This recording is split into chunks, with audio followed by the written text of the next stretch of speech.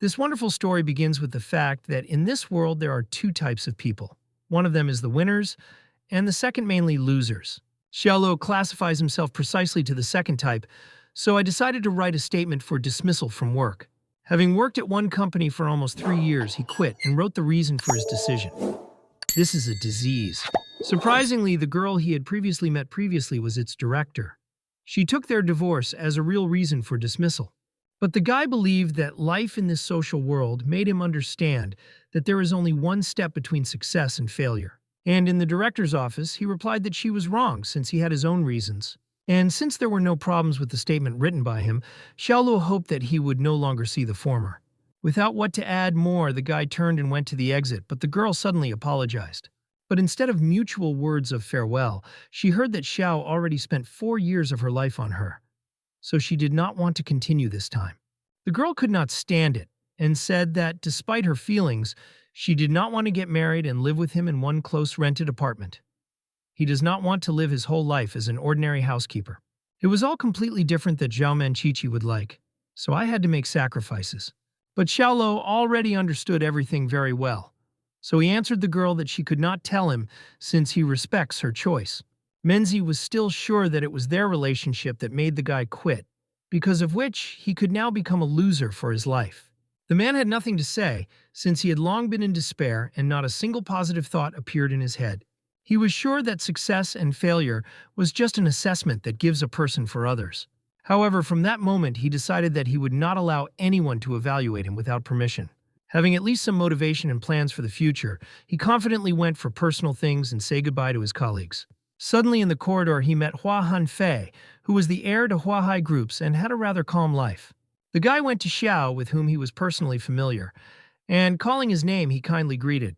He held out his hand to Luo and thanked him for taking care of Cixi for so long. Gossip began to spread behind the guys that Mr. Hua and Zhao Manxiqi together, so this was exactly what was perceived as the reason for the dismissal of the worker. Xiaolo had no desire to linger with this person for a long time, so answering that he had busy hands, he went on. Then Hanfei decided that he wanted to make the last day of Xiao as painful as possible. He began to tell the ugly details of his personal life with Manxiqi, which he seemed to use. Like, he tried to spend time with her in different ways, and something surprised him the most.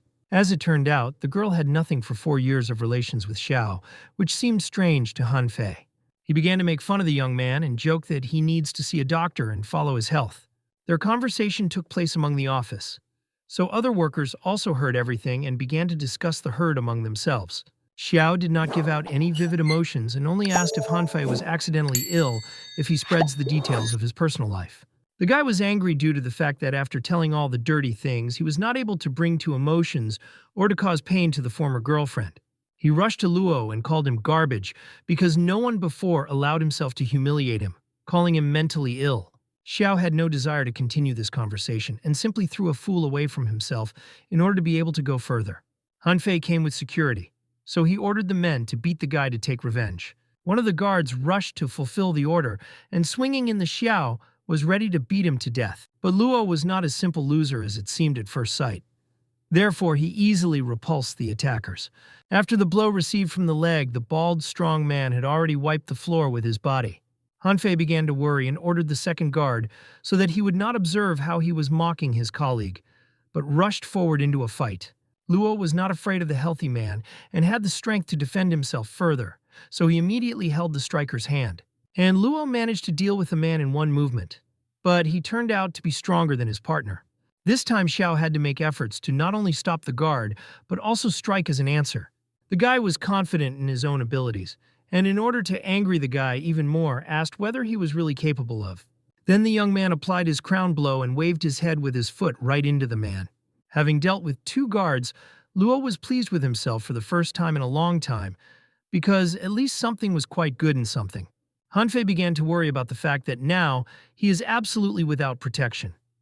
Therefore, it only remained to indicate his status, which he did. He told the guy that if he wants to hit him, then he may no longer dream of a free and calm life in Jiangchen. But Xiaolo got in earnest, so preparing his fist for battle asked for what a daring man told him. After that, he scored Hanfei into a corner like a frightened puppy, and he said if someone was touching him, then he and his father will take revenge. But the young man was still on threats with the status, since he decided to turn this matter differently. Then, with all his strength, Hanfei hit his face and said that he would educate him instead of his father. And one blow was not done, so after the final phrase, he again put the physical pain to the air to a large company. Hanfei, exhausted, hit the office and could not even move. Information about the fight was immediately reported to the leadership, and Zhao Menxiken quickly appeared at the scene to reassure her gentleman. Xiaoluo was surprised at her appearance and could not master her emotions, as the ex-girlfriend showed him what to do. The girl was terribly angry with the guy and tried to find out why Xiao began a fight and behaved so aggressively. Not receiving an answer, she ran to Mr. Hua and was concerned about his condition. Xiao understood the director like no other because he had been in a relationship with her for 4 years and knew what true love was. Therefore, he turned to the girl and asked if she was really confident in the reciprocity of her feelings with a rich air. Zhao did not answer, because she was more worried about her new chosen one. Xiao decided not to linger in this place for a long time and said that Hua only uses it to embody his desires. He did not add anything else, thereby leaving an unfinished conversation between him and the former. The young man immediately returned to the box with some things that he kept at work and took it. After that, he went as soon as possible to the exit, since this place oppressed it, and immediately turned to the system. She said that only 22 people had strong feelings. Holding was 215 points, and the moment the owner could exchange skills in foreign languages. Of course, the exchange was successful, and the king became a new skill, with a greedy physique, moreover, the ability in foreign skills. On that day, a dialogue window appeared in front of the young man, and he already thought that hallucinations began against the background of stress, but this was not so. The system explained that it arrived from parallel Earth and decided to integrate with the user, since he had enough energy. The censor of its existence was to turn the user into a genius in order to change his fate.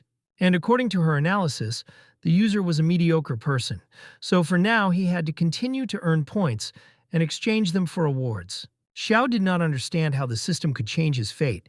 Is it possible to give a couple of $100 billion or make a general? But she explained that she could only change the user's stature and tighten his knowledge and experience. Therefore, he must rely on himself. Suddenly, Luo came a message from his mother that his father was very ill and they needed money. The guy did not know what to answer, since he himself was in a difficult situation. But he also could not leave his family to Beeling, so he promised that he would send the right amount of funds within a few days. Now the time has come to come up with how to find funds and who could take them in debt. He understood that a man without money is not a full-fledged man who could not even provide himself. Then Luo called a friend who found out through other acquaintances that the guy had quit and now has no place of work. Xiao had no time and desire to discuss his past. He was more interested in the question of whether a friend knew the place where it would be possible to quickly earn extra money. Suddenly, Luo was stopped by a girl on the street which tried to attract at least someone's attention. She was still very small, but she had no family and lived on the street. Therefore, she asked passers-by whether someone could give her a little money. She needed at least a couple of dollars to buy and somehow exist further. Xiao had a similar situation, but at least he had a house. But being busy, he answered the girl that he had no money at all. Then she, with tears in her eyes, apologized for being detained by the guy. Suddenly, he took out several small bills from his pocket and put it on a plate. It was all in his pocket, but a little girl was more than enough. She immediately began to thank and call Xiao a good person who would not leave in trouble, after which the little one turned around. And there was something strange in her walking. Her steps were uncertain and careful, as if something had happened to her foot. Xiaoluo drew attention to this and realized that the beggar of cripple, which could not walk normally. Suddenly, a notification of a new temporary task came to his new system, which will help to earn points. She consisted in saving a strange girl, and 300 points would be a reward for this. Xiao did not understand why exactly and from whom the stranger should save, but nevertheless distracted from a telephone conversation. Not yet knowing how he should carry out the task, Luo nevertheless agreed to him. Without a specific action plan, Xiaoluo decided to first observe a little after the stranger and followed her. Finally, having the opportunity to finish with a friend, he turned to that and said that he could continue. But the man said that he did not work on the customer service line, so he should not wait for the continuation of the conversation. But quickly having calmed down, he continued that he knew one runner who wanted to buy local goods, taking a loan and transporting them to another place for sale. However, the formalities were not observed, and the loan was not agreed. Therefore, if Muo has 130,000 yuan, he will be able to earn about 20,000 in 20 days. Luo got angry and said that if he had that kind of money, he would not ask his friend how to work quickly.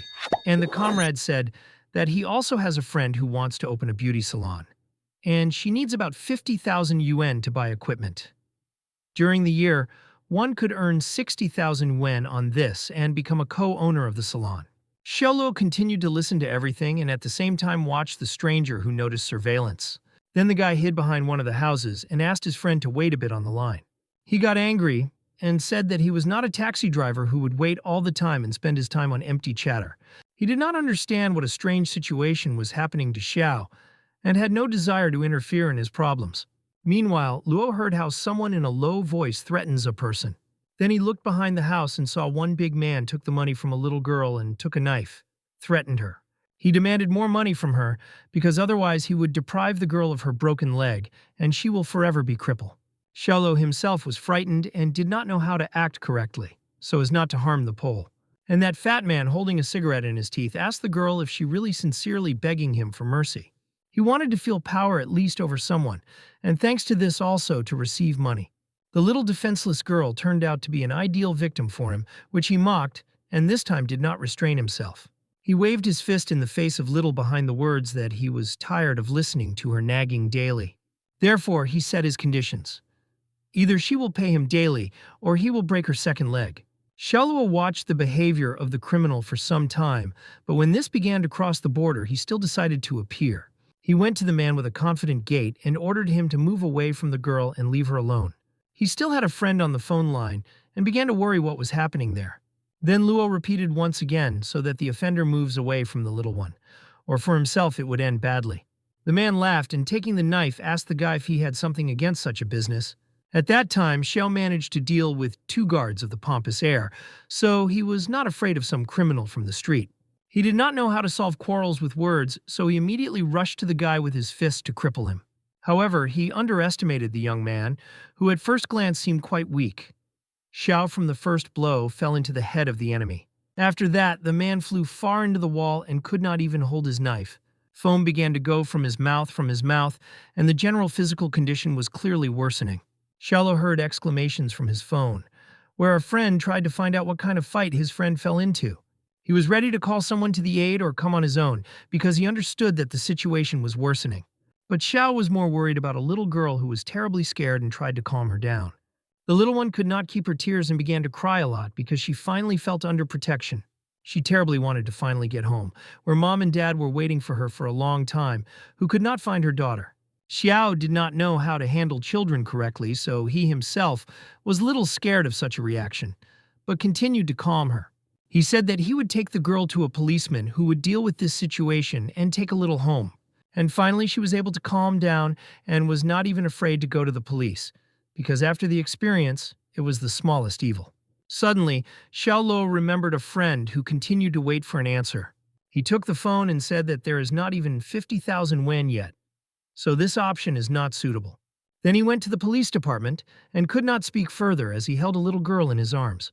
And behind him all the time was watched by a stranger who concluded that Luo was quite a good guy. The young man quickly managed to deal with the problem of a little girl, so by being tired after a few fights per day, he immediately went home to rest. The next morning he woke up from a knock on the door, which was strange since someone rarely came to visit Xiao, and so early. Behind the door stood Chu Yunxiun with several guards who wanted to ask Xiaoluo for help. The young man at first did not open the door and realized that he had already heard this name somewhere. Then he asked, was he really the richest man, Jianghen, and was right. The guy opened the door and saw that the man looks the same as on the TV. However, there was a question why he came from to him.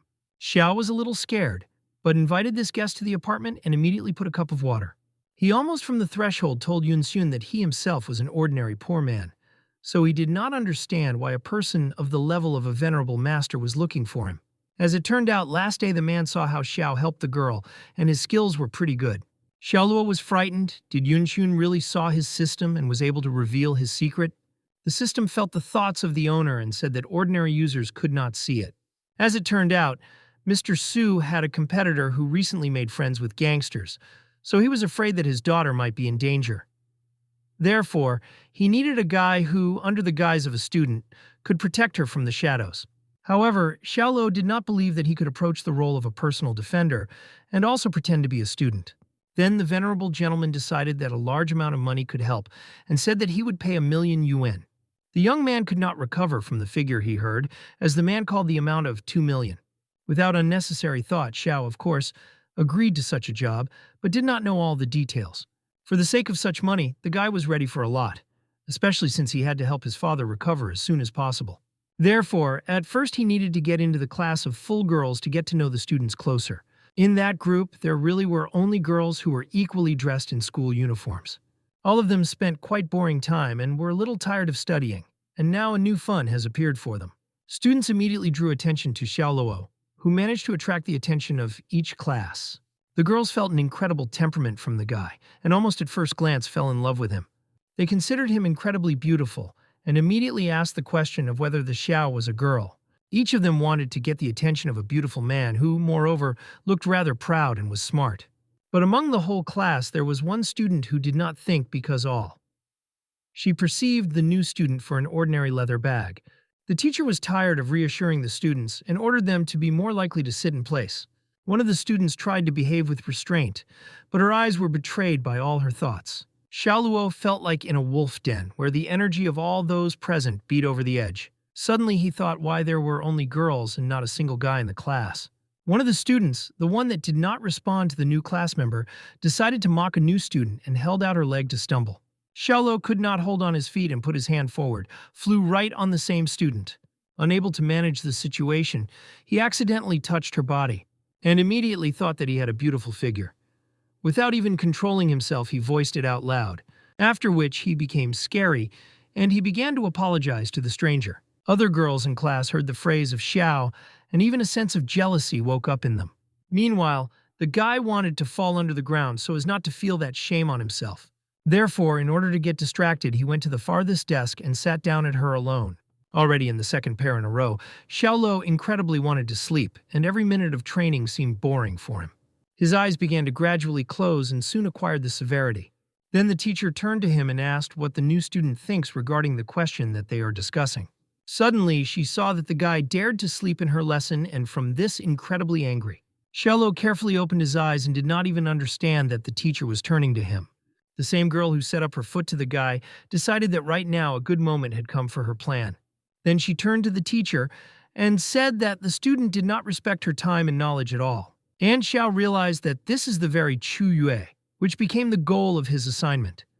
He understood that the girl was constantly trying to get him, but the guy decided to apologize to the teacher and said that he arrived last night and he would need time to get used to the new place and therefore fell asleep.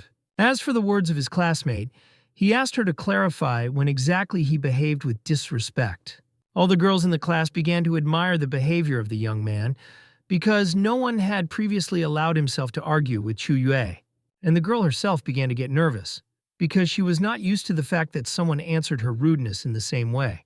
The teacher, meanwhile, took an apology and understood the student's situation, so she decided to conduct a lesson further. Now she decided to invite students to make out the meaning of the phrase that money is the source of all evil. Shuya raised her hand to answer and, quoting Shakespeare, said that money had endless power to confuse the truth and lies. In addition, this is the main reason for the spread of stupid crimes. Money develops greed, turning a good mood into a product, forcing people to lose conscience until they even understand this.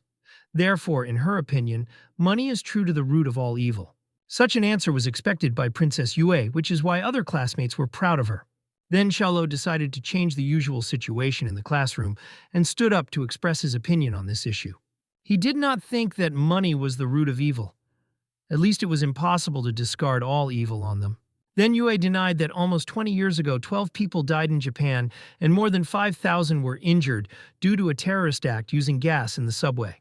Ashara Junhuan, the head of the sect, who then sold his hair for 30,000 yuan, was the culprit. And Wu Songui let the soldiers go through. Of course, he wanted Chen Yuanyuan, not dollars. But later he became the king of Junan, and he also received Chen Yuanyuan.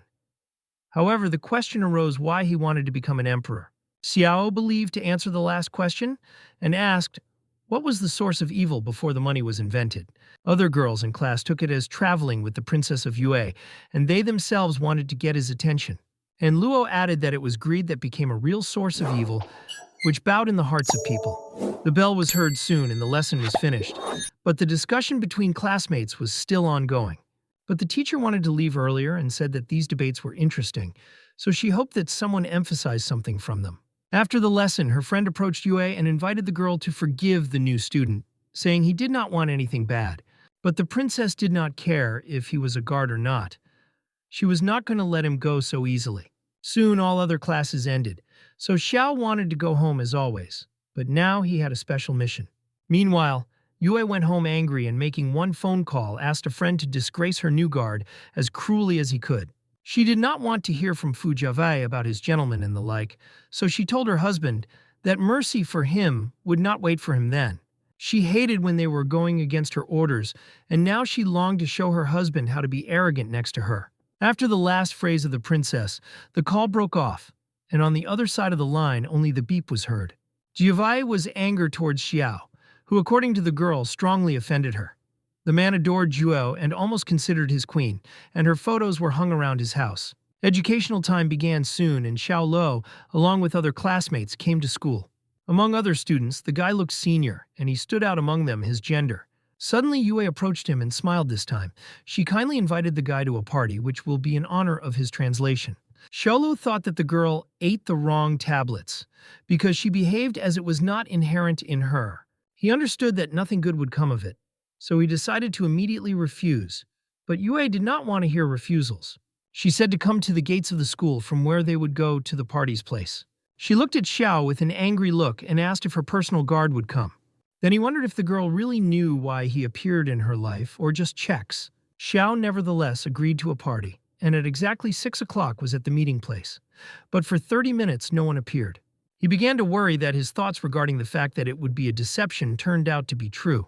But soon he heard the exclamations of a female voice that began to call him and ask what the guy was doing so late near the school. These women were new teachers of Xiao who invited the student to go together. But at 7 o'clock, Princess Yue arrived, who was specially late for an hour to take revenge on a classmate. But she did not tell him the truth and made excuses that she had to choose a dress for a long time and gather. Suddenly, the girl opened her eyes and looking around, she did not see Xiao Luo. Then she called the dean's office and asked the phone number of the new student. Now the girl herself had to wait another 2 hours and in 9 sat down by the name Luo, who said goodbye to the teachers and thanked them for the game. Princess Yue tried to restrain anger and, without showing real emotions, ordered the guard to get into her car. While they were traveling in a car, Xiao all the time said that the girl made him wait for 30 minutes. Therefore, when they approached Village Wu, she asked her classmate to shut up and not continue to blame her. Soon, the personal driver parked the car in a small parking lot that was near the house and the passengers got out. The guests were already waiting for the main person of that evening, so they were endlessly glad to see Princess Yue. But she decided to take off her attention and pointed out Xiao Luo with the words that this party was in his honor. Then the girl told Zave that if he suits a bad one for a new student, he will have to pay. The man understood what Yue hinted at, so he kindly agreed with her words. After the conversation, Fu went to Xiao and said that the princess praised her new classmate, who really turned out to be a good guy. Xiao Lu immediately felt that such attention and politeness to his person is not just like that. Now he himself wanted to observe how fake guests will lower themselves to the bottom with their behavior. Then Xiaovai went to other guests and met Shulan and Yin Yin on the road, after which he invited the girls to meet with the princess of Yue. Young beauties were glad to see the princess and dressed according to the level of the party. Shulan decided to quietly warn the main guest that Xiava has a very terrible dog. She and her friend were so scared, and now the princess should help them lower the anger. Yue ordered Fu to bring that very terrible dog that was so scared by the little Shulan. The man gave a sign to his servant so that they brought an animal that inspired fear for many. Soon the guard brought the real fighting dog, which was on a strong iron leash. The dog at first seemed just big, but as soon as he opened his mouth and began to show his sharp teeth, those around him almost began to run away from the party. Next to Yue stood Xiao Luo, who ordered the girl to stay behind him, since the animal was dangerous and can bite someone at any moment. The girl took this as a manifestation of the guy's fear and said that this dog was simply trying to impress Terrible. She threw the guy aside and ordered him not to interfere with her, as she dared to get scared of an ordinary dog. Suddenly, the dog began to bark again, and saliva flew out of his mouth, as if he had rabies. Suddenly, for everyone, the animal fell off the leash, which Fu did not dare to hold and rushed right at the princess. Nearby immediately appeared Xiaoluo, who defended the girl and was ready to withstand the dog's attack. He managed to instantly respond and hit the dog so that for a while it stops rushing at the guests. It was inhumane in his opinion, but there was no other way out since no one could stop the dog again. Suddenly from Xiaoluo the animal began to feel strange energy, which was confusing him. Then the dog himself was frightened of the evil of this, so he no longer showed his voice and sat quietly. Now he felt the energy of fear from Ziyav, who himself led him to the party. After that, the dog rushed to his own owner, and this time Xiao did not become an obstacle to animals. The beast greatly bit the man for his sensory organs, so he could not even stand on his own, and felt as if his soul was leaving his body. Princess Yue sat frightened and did not expect that her plan would go so bad that she would have to call an ambulance. Soon the guests began to diverge from such a party, and some have now trained medical care. The Princess Yue was put on a chair, and her two friends tried to calm the girl, offering to call her personal doctor. But the girl felt that she was in order and she needed to rest a bit. Shulan understood that the princess was still not going to let her guard close closely. Meanwhile, Xiao was able to understand that his main object of the mission had a panic attack, and he was going to help. Shu approached him and said that he was better not to approach Yue until she herself would allow it. She asked Yin Yin to look after the princess, and the guy should go to the remaining guests. Then Xiaoluo realized that vile students have some more plans for him and was ready to continue. Therefore, he immediately agreed to the proposal to go further to have fun and play games. Xiaoluo was immediately asked if he just wanted to go to see how experienced players play billiards. The young man agreed because he became interested in what plan of action Shulan was on and how it would end. Then the girl turned to one of the guys who played and asked to borrow him to Kai, to which she agreed. Then she called Xiao a handsome man and asked if he could play billiards. He replied that he once had experience, but a little. Shu looked at him with a destructive look and said that he would not be able to beat her. Then she put forward her conditions and invited Xiao to earn 1 point, after which he will be able to get 50,000 yuan. She was even ready to give her bank card to call the guy more excitement. He liked the idea of a bet, especially since now this whole party was like a duel for him, where he should win. However, the problem was that in the event of a defeat, he had nothing to pay off, so the conditions were unequal. But Shu found a way out and said that in case of loss, Xiao should leave the party and no longer appear there. He agreed to such conditions and at the beginning of the show missed Shu to make the first move. The guests began to discuss among themselves that it was better for the student to disagree, as Sister Lan plays very well in billiards. To defeat the bet, Xiaoluo decided to turn to the system for help. He asked if there were any skills in her base that could be useful in this situation. There was an option for the exchange of 700 points for professionalism in billiards, so the young man immediately agreed. But as it turned out, the user had 695 points, so the exchange was impossible to perform due to a lack of points. Meanwhile, Shulan began the game and made the first blow to show how real professionals play. All guests were faithfully mating for the girl and were indisputably confident in her victory. After her first blow, someone even suggested that Xiao knelt before the Bogalard goddess to ask her mercy. Then the girl said that it was just a demonstration, so Xiao could start. The guy realized that now he would have to get out thanks to his own forces, so he began to break the brain over how to play correctly. The guests said that he simply surrendered and did not waste their time. And although the men do not say no, they waited for the player to recognize the defeat. Xiaoluo looked at key in his hands and could not understand what was on the thin end there. As it turned out, he did not even know how to hold the tool correctly, so he took it turned upside down. In fact, he had never played billiards before. So, from the first blow, his ball bounced off and began to jump on the table. The guests were already sure that he was losing, but the ball did not stop and flew on. Shulan began to laugh at the young man. They say he behaved like a real fool who does not even know the rules of the game he plays. Suddenly, the ball hit the place where all the other balls lay and broke them in different directions. After that, 5 goals simultaneously flew into the holes, thereby scoring a large number of points for Xiao at the same time. The guests were surprised at what they saw, because before, even a pike was able to score at the same time as many goals. Suddenly, a notification came to the system that the user forced 20 people to doubt very much and received 33 points for it. And now he can exchange them for the skill. The exchange was successful and now the user received the skill of Master of Billiards, but the number of points did not exceed 28, which was not very good. Shu did not think that the guy hides his abilities so well and handed him the promised card. But now she invited him to play a regular game, for which he will also be able to get another 50,000. However, now Xiaoluo has a question. What will happen when he rolls all the balls? Xiaoluo said that when he rolls all the balls, Shu will run away from him 30 miles every time he would see him. Then the girl asked what he would choose as a punishment for himself when she loses. Xiao was confident in himself, so he decided to choose the most offensive punishment and said that he would become a shoe dog. The girl could not understand why he behaved so self-confident and defiant, and the guests considered the guy crazy. But despite the lack of support and doubts, Xiao picked up Qi and made the first blow. The first time he managed to quickly drive one of the balls into the hole. After what she saw, the dog began to worry about her position and could not sit in one place. Xiao continued to score the balls, and the girl only did that she prayed for the lesion of the young man. The guy's movements were perfect, as if reinforced for years of playing billiards. He managed to drive 2 more into the hole with 1 ball. Shu did not fall out the opportunity to take Qi, so Xiao reminded the girl so that she would not forget about their terms of the contract. After which he again took up the instrument and continued to score victorious glasses. Almost in no effort, he managed to receive the enthusiastic glances of the guests who stood with open mouths.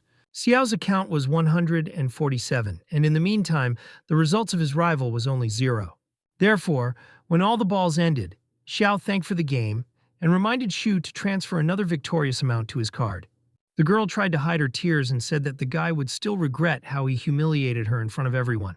Meanwhile, a pleased young man left the villa and decided to visit Chu Yue, who came to his senses after the dog's attack. Despite the sadness of the girl, Xiaoluo greeted and told her that he wanted to go home. Therefore, he asked that she would take him. Princess Yue was not used to this attitude and abruptly undermined because she could not restrain the aggression that overwhelmed her. Yin Yin, who was sitting all this time with her friend, tried to calm the girl. In the meantime, she took the phone and began to call Fu Zive so that he came as soon as possible. Giving a sign to the man, the girl defended the princess and told Xiaoluo that Yue was not his personal driver, so he must return home on his own. After a few minutes, Jiahui appeared, who apologized to the princess for not being able to entertain her. But he did not come alone and decided to imagine the man who was next to him.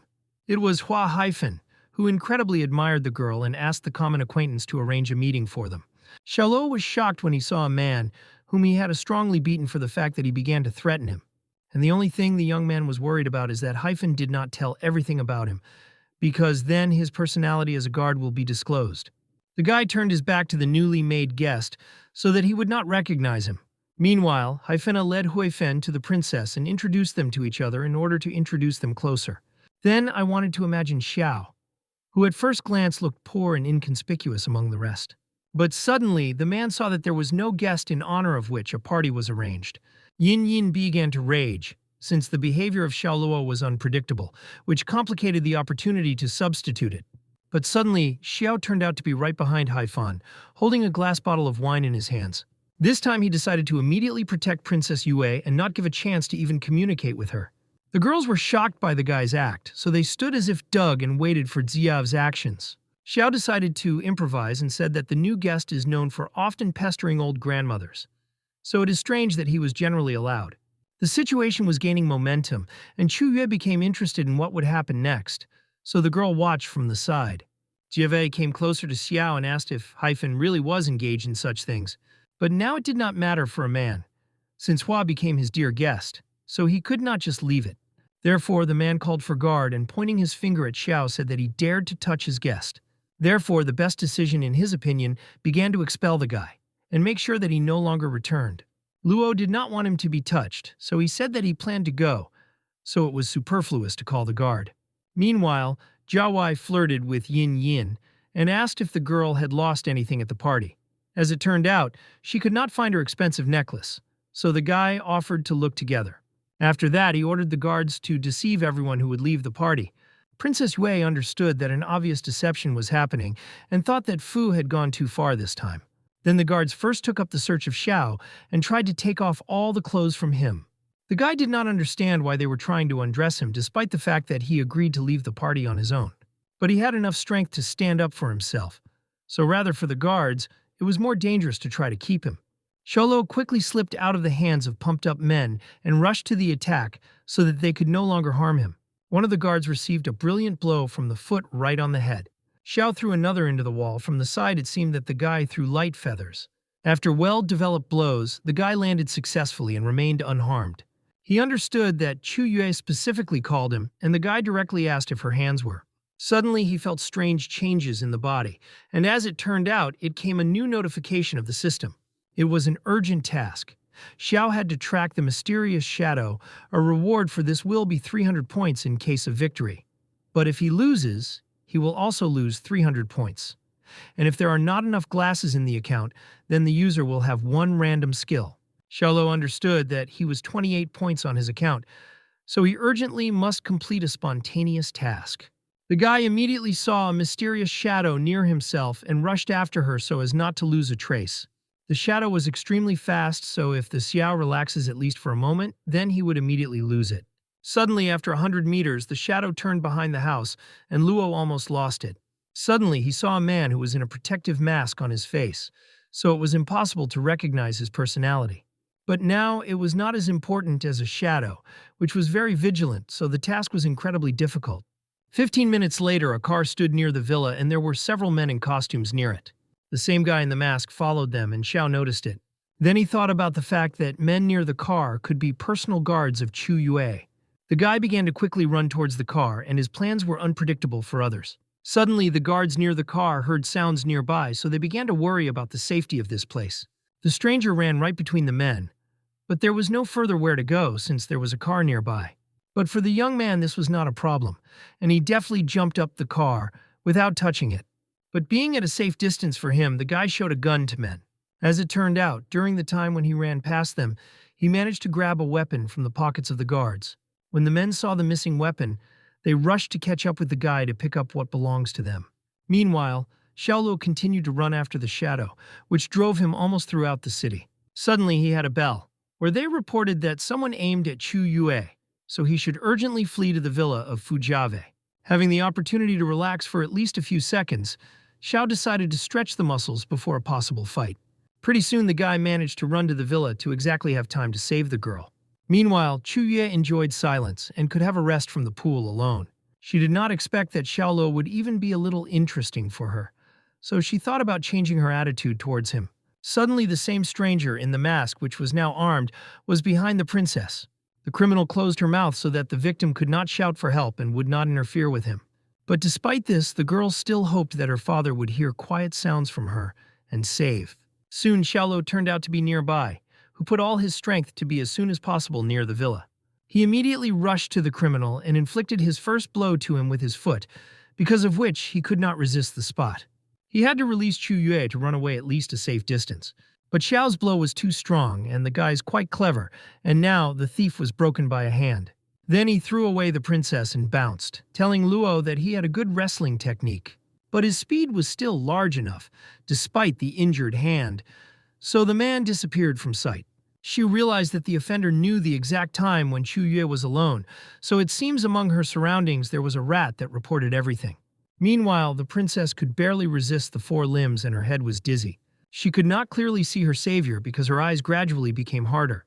Everything was because of that napkin with an unknown substance that the attacker attached to the girl's nose. Suddenly, Xiaoluo heard a strange sound nearby, as if someone was going to villa again. As it turned out, these were guards who also suffered from a stranger and wanted him. Xiao ordered the men to take Chu Yue back home and would not forget to report everything to Mr. Chu. The guy told his suspicions regarding the spy surrounded by the girl. 3 hours later, everything calmed down around the villa and the guy could go home with a calm soul. Meanwhile, Hua Hanfei has long been in his bed and saw terrible dreams after he received a strong blow to the head. His room was all in unnecessary pieces of paper and dirty, as if they had not been cleaned there for a long time. After incomprehensible dreams, the guy was able to recover and immediately reached for the cigarette, as it reassured him.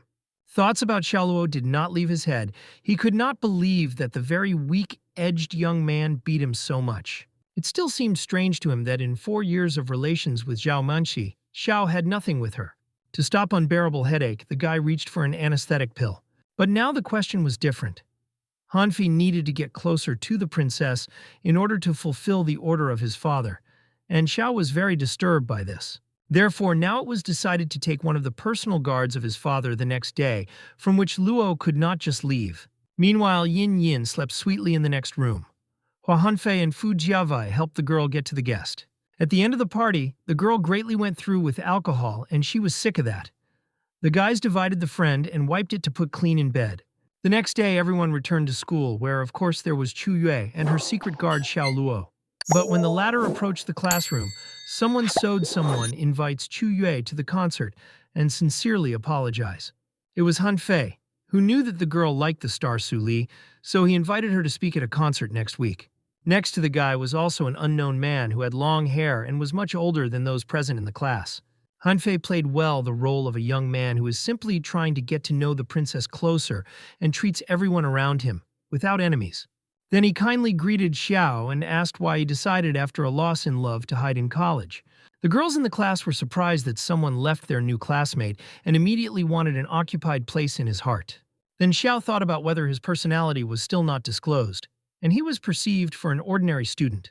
Therefore, he decided to adhere to the old plan and cut down Hua before he tells something superfluous. But unfortunately, the bastard, took with him a martial artist who immediately became defended. Meanwhile, an unknown energy arose by a man in Xiao Luo, which did not allow them to cause damage to each other. The guy's hand seemed to stop in front of a strong wall and could not break it. Magic Gates talked about the presence of an internal skill in a man, which greatly interested Xiao. Two dexterous fighters continued to stand in vain opposite each other in an attempt to break through the magic gates, their eyes overwhelmed with rage, because each of them had his own mission to protect. The martial art master was sure that he would take out the head of his opponent. He understood that his inner skill was absolutely invincible, but Xiao easily blocked him, and thereby the man could not do anything. He understood that the guy is not as simple as it seems, therefore it is better not to provoke him. After that, he held out his hand to Han Fei and, ordering him to bow, apologized to Xiao for his master, who committed a lot of bad crimes. And now he came in order to ask for forgiveness and not continue the conflict. Then the fighter took Han Fei in his hands and in a matter of seconds flew out the window, thereby easily getting rid of a quarrel. Xiaoluo was even disappointed because he longed to get victory, but he was not allowed to do it. Then he looked at Chu Yue, who could not believe his own eyes and that old man flew right out the window. Xiao decided to lie and said that men put a play about martial arts, so they should not pay attention to. Other girls, along with the princess, laughed and could not believe that the new classmate perceives them for the fools who did not understand anything. But for Xiao, everything was not so easy. Therefore, he turned to the system and asked what kind of equipment that person used. As it turned out, this is the ability in martial arts called QE. In order to open the possibility of exchange of such abilities, you need to call and finish an additional task. A week later, football competitions were held at the college stadium. Xiaoluo also took part in them as he loved active sports in order to maintain the dexterity and endurance of his own body. From time to time, the guy glanced at the girls who were puffing for his only male classmate. They could not resist and looked at him all the time, admiring the body and appearance of Xiao. For the sake of one of him, the whole class gathered at the field to look at the game once again. Also during the competition, there were many checkers who, without exception, had a good fit figure. The guy did not like the fact that each of them tried to attract his attention. I especially hated it when they came too close and almost strangled their arms. Meanwhile, Chuya left classes and always thought about that night when Xiaoluo saved her from danger. She could not forget the moment when the offender approached her and grabbed her face. Suddenly, her acquaintance came to the girl and asked why the princess was so staring at Xiao, as if she had fallen in love with him. But Chu Yue denied her words. They say a girl of such a level as she could not fall in love with an ordinary bully. Meanwhile, another student from their college watched the girls nearby. From the conversation of classmates, he realized that we were talking about Xiao Luo, and Dupanfei himself was not indifferent to their princess. Therefore, I decided to check who was now his competitor and went to the football field. There, he introduced himself to Xiao and said that he had no one to play with, so he asked for help. Xiao did not know what to answer because he had no desire to meet someone. Moreover, Du seemed to him a rather suspicious guy. However, the latter decided not to wait for an answer and, having gone to the ball, said that he was waiting for fair criticism in relation to his movements. After that, he looked at Xiao again, and through his eyes there was a desire to win. But in fact, he was sure that thanks to his skill, he would put an opponent in place and could prove something. Then the young man made all his efforts in the incredible blow of the tiger, which was his crown. It was because of this blow last week that one of the players broke his leg when he missed the ball. The audience immediately realized that there was some kind of enmity between Du Panfa and Xiao Luo, because there were no other reasons for using this blow. Xu continued to be in her thoughts all the time, since now she was really worried about the danger of others. Suddenly, she saw a blow of a tiger and a ball who flew at a frantic speed to Xiao Luo. She was scared for her savior and shouted that she was careful. However, the girl underestimated him too much. Xiao could easily beat off the ball and calmly put it on the ground, which greatly surprised the audience. Other students began to discuss what they saw. After all, no one could take such a blow before. From the girls saw, they began to admire their beloved classmate even more, who studied rather dexterous. Du Panfei almost fell after he saw that someone was still able to fight back. Xiao understood that the guy was trying to humiliate him, so he is making maximum efforts in his every movement. And now he suggested Panfei to take his blow to also show skill. Luo decided not to wait for a satisfactory answer and hit the ball with all his strength. Seeing the power of Xiao Luo, the enemy almost lost consciousness, since by missing such a blow, one could lose life. But the Highlander was lucky, since Xiao specifically decided to scare him and threw the ball a little to the right than needed. He fell into the gate, but they could not stand the power of the blow and torn, as if they were made of thin fabric. After what he saw, Panfei fell to his knees, as if before he had already managed to say goodbye to life. But Xiao warned him that the next time he would throw him directly at the target. Suddenly a strange roar was heard from the sky, reminiscent of a strong thunder, but the weather pointed to another. Now the exclamations of the greetings of the star Su Li, who arrived in this city, began to be heard to hold a concert. A plane from which a huge poster with a star depicted on it was lowered in the sky. The girl was really an incredible singer, behind whom a large audience fan. Xiao stood as if dug among the football field, and behind him was Chu Yue, in whose honor the concert was arranged. Soon, hundreds of people gathered in the concert hall, and as if all together stopped breathing, waiting for the start of the song. And suddenly, the incredible Su Li went on stage in a luxurious dress that shone in every corner of the hall. Her song was about how she heard the sounds of falling rain to green grass, and at that time, there were often calls to lessons. But the most important problem was that she did not hear the voice of her beloved. Her loyal fans sang every word and endlessly shouted her name. Some even had sticks that glowed in the dark and created the attached atmosphere. Xu Yue, for which it was all organized, was all the time without a mood. But her attention was concentrated on Xiao Luo, who soon began to go towards the girl. The princess mentally almost began to jump with joy that the guy paid attention to her. She began to worry because she could not understand her own feelings for Xiao, since until recently she hated him. But he passed by and said that he would go home earlier, and the girl emphasized that she would follow her safety. Suddenly, she was even disappointed that now he was left alone, and in which case, she could not stand up for herself. At that moment, the song sounded in the song that the parting was unforgettable. But the girl still did not look for a meeting with her beloved, having no answer why. Perhaps because she was shocked by laughter and crying, which overwhelmed her. Or she tried to catch up with the heavenly fashion in order to be unsurpassed. Meanwhile, Hua Hanfei and his acquaintance Javawei talked near the stage. The heir ordered a friend to take Chu Yue to the hotel, and then he would take care of everything on his own. Xiaoluo suspected that these two transmit information to the enemies of Mr. Chu to substitute him. Xiaowei tried to convey Hua that Princess Yue is not an easy girl, so it is difficult to persuade her to a joint pastime. But suddenly the Xiao interrupted their role, who directly asked the men do they really want to arrange an attack on Chu. And the concert gradually ended and Li was escorted with loud applause. The students discussed among themselves that the star is unsurpassed and no one expected to see her in this city, so while they had a chance, they wanted to get an autograph. After a successful concert, Li quickly changed clothes and went to her car. The car quickly collapsed and reserved only a trace on the asphalt from the wheels. Xiaoluo felt something was wrong, so he followed the woman and went to look for a taxi. Then he found a free car with a driver and asked him to follow the machine that before that left the parking lot. 15 minutes later, they stopped near the hotel, which was near the concert hall. The car followed by Xiao parked and then went to the underground parking. The guide tried to behave carefully to remain unnoticed. When Tu got out of the car, it seemed to him that it was Fu Jiawei and Princess Chu Yue.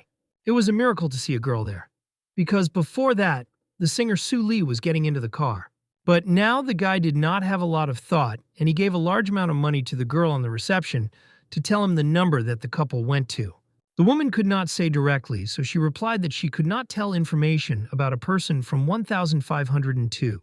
After that, Xiao immediately rushed in search of an elevator to get to the room as soon as possible and prevent Xiao from mocking Chu Yue. The guy quickly found an elevator which depicted a singer whose concert recently ended. As soon as Xiao ended up in the corridor, he heard the cries of a woman who called to the rescue through tears. Xiaoluo immediately realized that the sounds came from 1502, exactly the one that the woman indicated. Then the guy hit the door with all his might and they opened without the key, which was required for him. The door fell right on Fu Jiawei, but on the bed instead of Chu Yue, the naked Hua Hanfei was sitting. The man was surprised when he saw Xiao, but his behavior was strange and unusual. Xiao began to laugh with what he saw because he did not expect that two guys would have such a passionate love for each other. And Hanfei began to make excuses and said that although they used forbidden substances, they still took Su Li and not Chu Yue, which Luo protects so. But for the prohibited substances, Xiao now definitely wanted to knock out all the demons out of the guys. Fu Jiawei tried to reassure Xiao, but the young man was strongly determined to take revenge on fools for their behavior. This even brought him some pleasure to teach the villains. Then he swung his foot on the vital organs for those two, and did not spare his strength to it. After that, he kicked the guys out of the hotel room and was left there alone, waiting for Xu Li to become better.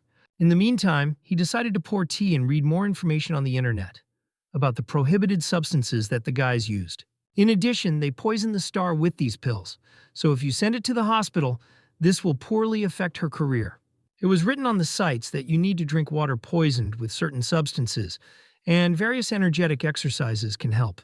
But one of the options was just to wait until the effect of the drug ends, after which it becomes better for a person. The guy decided to dwell on the last version and give a lot of water to the girl. And if this does not help, then send her to a cold shower. When Xiao decided to go into the room of Su Li, she was lying all red and moaned that she was very hot. She could not calmly lie as her body pierced unpleasant sensations. The girl was all wet and seemed to breathe hot air, so the water was supposed to help her soon to come to normal. Xiaoluo did not know how to behave correctly with such a respected woman, so he felt uncertain. Especially he was not comical at the moment when he saw how beautiful the girl was. He understood that the other guys would condemn him for the fact that he did not take advantage of the chance and simply gave the girl sleeping pills, but he knew that he was doing the right thing. He put a pill in his mouth and asked to swallow with the words that after that she would be better. But the girl's behavior changed dramatically and she grabbed the young man by the neck, after which she pulled to her. Despite the fact that she was very hot, Li tried to snuggle up stronger against the guy. Xiaoluo understood that she was gradually falling asleep, but uncontrolledly does strange things. The guy tried to pull himself together and said that he would not use the moment and would continue to behave politely. But at one point, in the action of Su Li became unbearable for him, so the temperature in the room rose. Xiao at that moment almost exploded, but laying the girl in bed decided to leave her alone. Therefore, now he simply waited until the effect of substances that were in her body would pass himself. He carefully covered it and beautifully laid out her silky and long hair on a pillow. Xiao was forced to leave her in this position, because he could no longer help. Suddenly, the girl found the strength in herself, and holding her hand, Xiao threw him to her bed. After that, she no longer wanted to let the guy out of her arms and simply enjoyed his male physique in her fragile hands. At that moment, Xiaoluo realized that now he could not resist and female spells prevailed over him. Meanwhile, an unknown balloon was hung in the sky where some discussions took place all the time. She was wearing an eccentric rabbit, which was holding binoculars in his hands and watched every action of Xiaoluo. There was also a guy on the ball whose opinion always did not coincide with the opinion of a woman on their ship. Meanwhile, Princess Chu Yue calmly returned home and immediately went to her father's office. This time she came to talk about her personal guard, whom her father secretly sent to her. The girl demanded that dad say the place of residence of the young man, but the man could not do it, since finding Xiao for him became great difficulty. Therefore, he could not allow his daughter to bother the guy, so that he would continue to engage in his work. But the girl explained that she just wants to give Xiao an invitation to a party that will be in honor of her birthday. Father knew the character of his daughter well and was afraid to risk her safety. But then he could not withstand the pressure from Chu Yue and decided to tell her the address. If only she did not distract him from work. The next day, Yue went to the guy's house and was sure that this time she would succeed. After all, Xiao cannot be so cold to her. The princess could not tolerate when someone did not obey her will, so now he had to compromise. Soon, she found the house of evil and entered the staircase in search of the number of his apartment. And suddenly the girl saw the very star of Su Li, which used to be incredibly fan. She was dressed in a male sweater and glasses to remain anonymous, and no one remembered her. However, Chu Wei immediately recognized the woman whom she had seen on the big stage before that last night. The girls broke through in the corridor, But at that moment, inside Chu Yue, it was as if something broke and she felt heaviness in her soul. He is a depressed mood. An invitation fell out of her hands, which she individually prepared for Xiaoluo. Suddenly, tears began to pour from her eyes, which was atypical for the princess, who was able to survive several attacks. Meanwhile, her personal guard lay in bed and tried to understand what happened to him last night. Then his system appeared and began to tell in detail what the user did. But as it turned out, at that moment it was not up to jokes. The young man was an urgent task. Below, under the entrance to Chu Yue, they attacked, and if Xiao solves this problem within 3 minutes, he will be able to get 100 points. Otherwise, he will take one random skill. Xiao did not even have time to get dressed, so I had to go outside in underwear. The guy even did not solve the system with the system, but still went out in search of a young princess. Then the system told him to go down the stairs and after that turn left. A personal guard had a funny look for him, but still went outside and quickly found Chu Yue. The girl was sitting on the ground like a frightened kitten, and there was a stranger again near her. He held a knife in his hands and rejoiced that he had a new opportunity to meet with Miss Chu.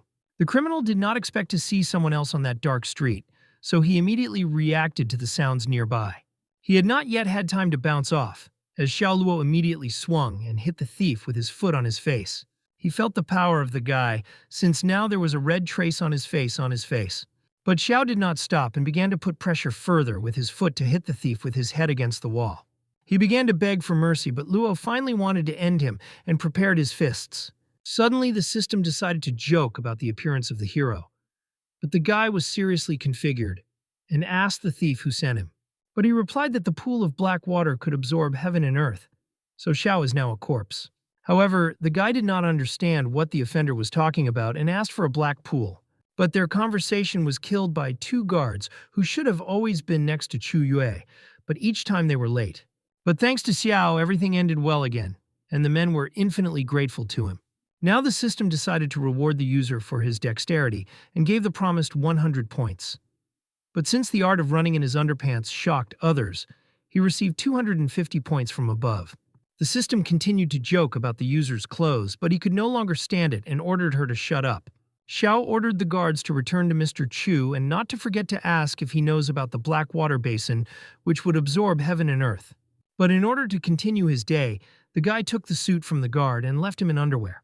A few days later, the morning of the birthday of Chu Yue came, at the party of which Xiao was not invited. On that day, Mr. Chu met with the young man and said that now his work of his daughter's personal guard would be completed. But according to their agreement, not even a month passed, as he had to leave his work now. Then the man explained that his opponent was weakened, and now he could take advantage of the chance to get rich. But if it were not for his daughter's birthday, he would not have left a wet place from the enemy.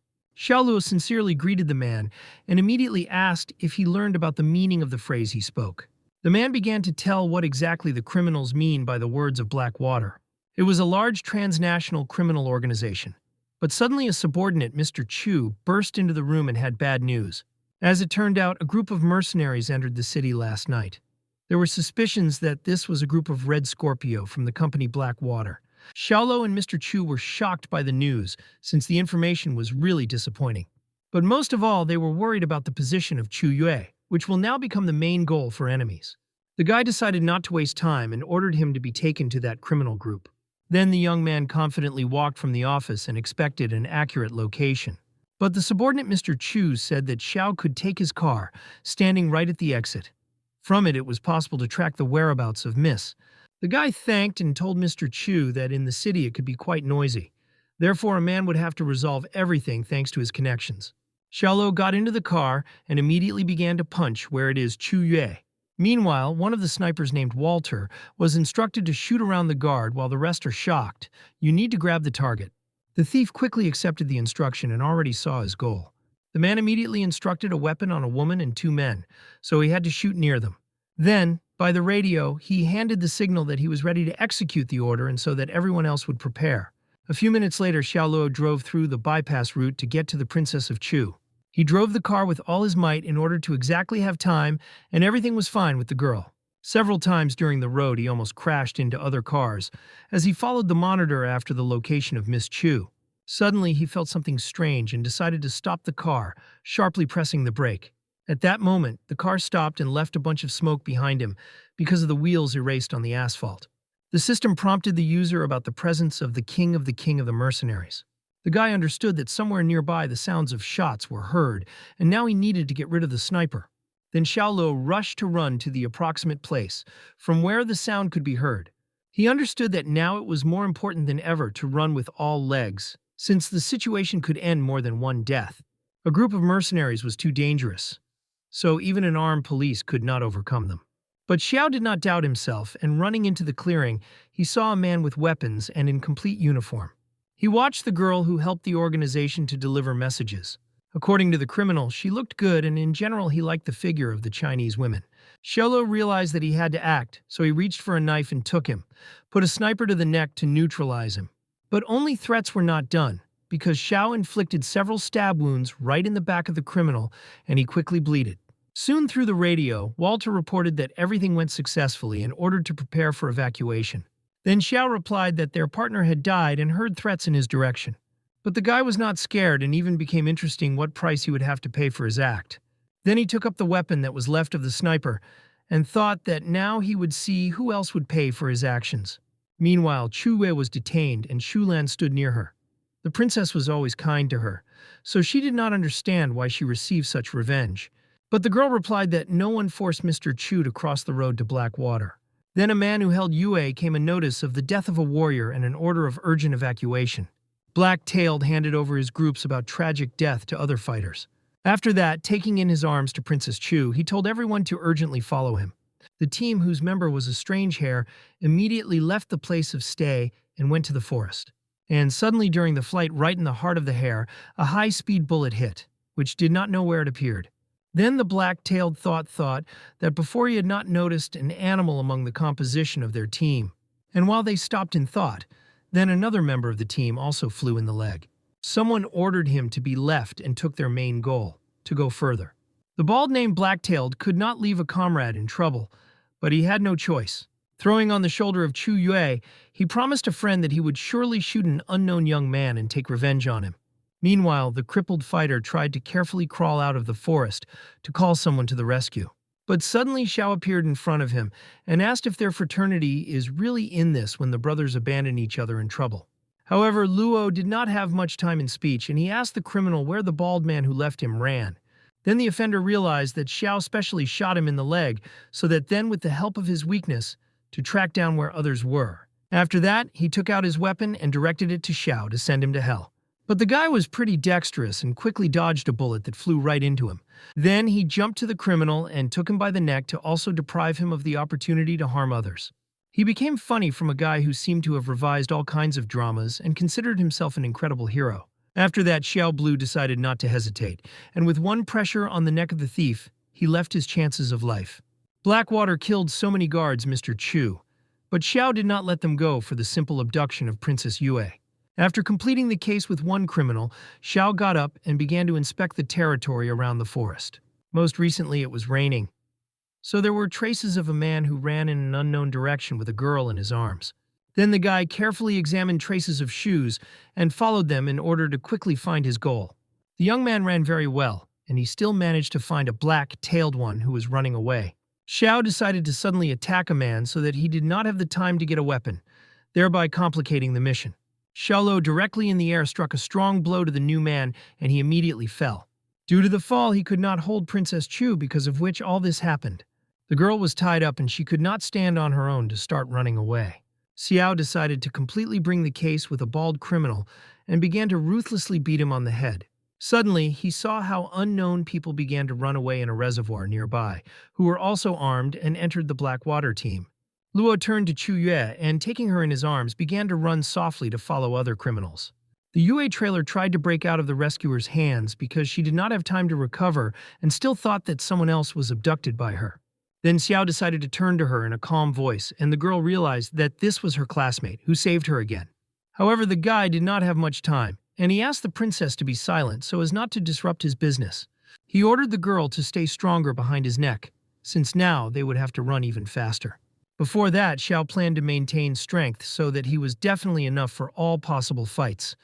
But there was no choice. Now he is responsible not only for himself, but also for Chu Yue. who could not protect herself. Therefore, holding the girl in her arms, Xiao jumped incredibly high to break away from the mercenaries. Meanwhile, a strange hair nevertheless recovered and addressed his director with a statement that Xiao had shot him. In addition, the guy could jump to a height of 2 meters while having another person in his arms. So now he looked like a robot. Suddenly, other members of the group heard screams somewhere nearby and decided to run to the sound. As it turned out, it was a reason for Chu, who was terribly frightened by the Jiao jump and began to screech loudly because of this. Xiao ordered her to shut up because with her shouts, she endinates both of them. Suddenly, the girl decided to recall the very situation when she saw a star Li leaving the young man's apartment. But he did not have time to talk, so Xiao broke a straw and ordered Chu Yue to keep her in his mouth. He tried to think through the best plan for how to protect the girl's life. After that, he carefully laid it under the water and ordered it to calmly lie there in a straw for breathing. Now the princess had to obediently lie there and not get out until Xiao himself would allow her. The main and his entire team continued to search for Xiao, since now he has become with the main enemy. Suddenly, the man noticed traces of the shoes of the young man and pointed to them to other colleagues to carefully look. He was sure that he would burst somewhere nearby, so now he decided to rely on these traces. Meanwhile, Chu Yue obediently was underwater and breathed thanks to a tube that looked out of the water. Xiaolo incredibly smartly acted, thereby confusing the mercenaries in her search. He did not understand why he spent so much time in search, but there is still no result. Even the shadow of Xiao was not nearby. In addition, the guy was not alone, so according to thieves, he really has good skills. While the men said, a rope appeared under the neck of the youngest, and the guy decided to make it more carefully. As it turned out, Xiaolo threw off the rope from the tree and pulled the criminal to his branch thanks to him. If Xiao kept a guy named Red Ghost in the air a little longer, the latter would have died quickly. But Luo had another goal and he still raised the criminal, removing the rope from his neck. The Red Ghost was all red since for a certain time he could not breathe and make a single sound due to a failed neck. Meanwhile, the commander-in-chief of the group was surprised exactly where one of his warriors disappeared. Then he contacted a man nicknamed Hawk and handed him about the mystical disappearance of the soldier. But looking at the whereabouts that every soldier had, the man was surprised, since the Red Ghost was still next to him. Xiao decided not to waste time in vain and end another enemy. Therefore, with all his strength, he jumped from a tree directly to a man from below. In addition, he stuck a knife into his chest, because of which he quickly died. The commander-in-chief turned to the deceased, nicknamed Garl, because he heard a noise through the radio. But instead of a fighter, Xiao answered, who said that there were still alleged victims left. The hawk began to worry about his other brothers, who were now also threatened by death. Now Xiao Lao had a weapon, and he decided to apply it against other criminals. Soon he found several warriors who just walked in search of him, and one of them immediately shot him in the head. After that, without waiting, he aimed at the head of another guy and applied the perfect shot. Now there were 9 living fighters remained, and Xiao went to search for them to finish it as soon as possible. He managed to find their lair, and now all the soldiers were in a slight access to his skilled blows. Xiaolo quickly killed 3 more mercenaries, almost not making efforts to that, because everyone took his weapon from each. Another trinity decided to rush at him, but the men did not know that for them it would finish as badly as for the whole group. Now there were very few criminals who could harm Mr. Chu and his only daughter. Soon he found 2 more, whom he killed with his bare hands, having only a sharp knife. Now it remained to deal with the commander-in-chief. He came to him and, threatening with a knife, ordered him to call for their colonel. The man immediately refused and said that the guy's skills are of course better than all his soldiers, but Blackwater would not leave him alive. Xiaolo did not allow the hawk to finish and brutally thrust his knife into his throat, from which he died. The guy immediately went to Chu Yue to help get out of the water. He advised the girl to immediately take off her dress at home, otherwise she would get sick. After that, he gave the princess the telephone that her father had previously given him, and also ordered Yue to never talk about his secret lesson. He left the girl alone and decided to leave first, so that he was not suspected of some kind of connection with Miss Chu. As soon as the girl came home, her father and police were waiting for her. The police officer listened to everything and promised that law enforcement officers would no longer embarrass them. But if Miss Chu still remembers something else, then they will definitely come quickly to find out all the information. Then Mr. Chu turned to his subordinate Lan Zuo and asked him to help him to hold a policeman. When the man left their house, his father immediately put his daughter in bed so that she rested after such stress. Then he closed the girl's room and was finally sure that she was safe. Meanwhile, the princess could not fall asleep because of her thoughts about Xiao Luo and his unsurpassed beauty. You had longed to shift him to blush with shame. Mr. Chu returned to the hall, and soon came Lan Zuo, who was leading the police from his house. Chu shared with his subordinate that he plans to invite Xiao to the pavilion Yungshan to invite him to keep him well for preserving his life and his daughter. Now, the task of laziness Zuo was to organize everything so that dinner would really pass with dignity. The next day, the Chu and Xiaoluo family visited Chanshange, where a good table with goodies was set. Then Mr. Chu decided to say a toast, and he was in honor of the gratitude of Xiao, who saved the life of his only daughter. But the young man replied that he simply did his work, so he did not consider it necessary to organize such feasts. Soon, Ladia Zuo came and brought a folder with the documents that the boss asked him to prepare.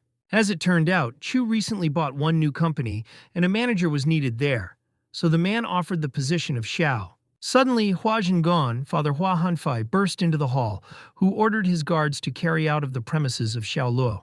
The man came to take revenge on his son and was terribly angry. Then Mr. Chu entered the conversation and asked Zhengon what he wants to do. The man explained that Xiao crippled his son, and now he decided to cripple the guy in response. Like, he is a guard who should not be protected.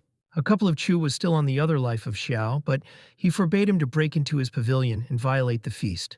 These actions greatly humiliated him, so the man ordered Lan Zuo to take Hua Zhengon from the room. Hearing this, the director himself decided to go out, but warned that Chu could not defend Xiao everywhere. Then Hua Zhen asked to translate Lun San Kui that he agreed to the proposed proposal, and in exchange for this he wanted to get the head of Xiao Luo. Mr. Chu returned to the meal, where the young man thanked him for the protection from Huan Hen. After that, the man returned to the folder with documents again, and said that it is difficult to find a person whom you can completely trust. However, Xiao was one of them.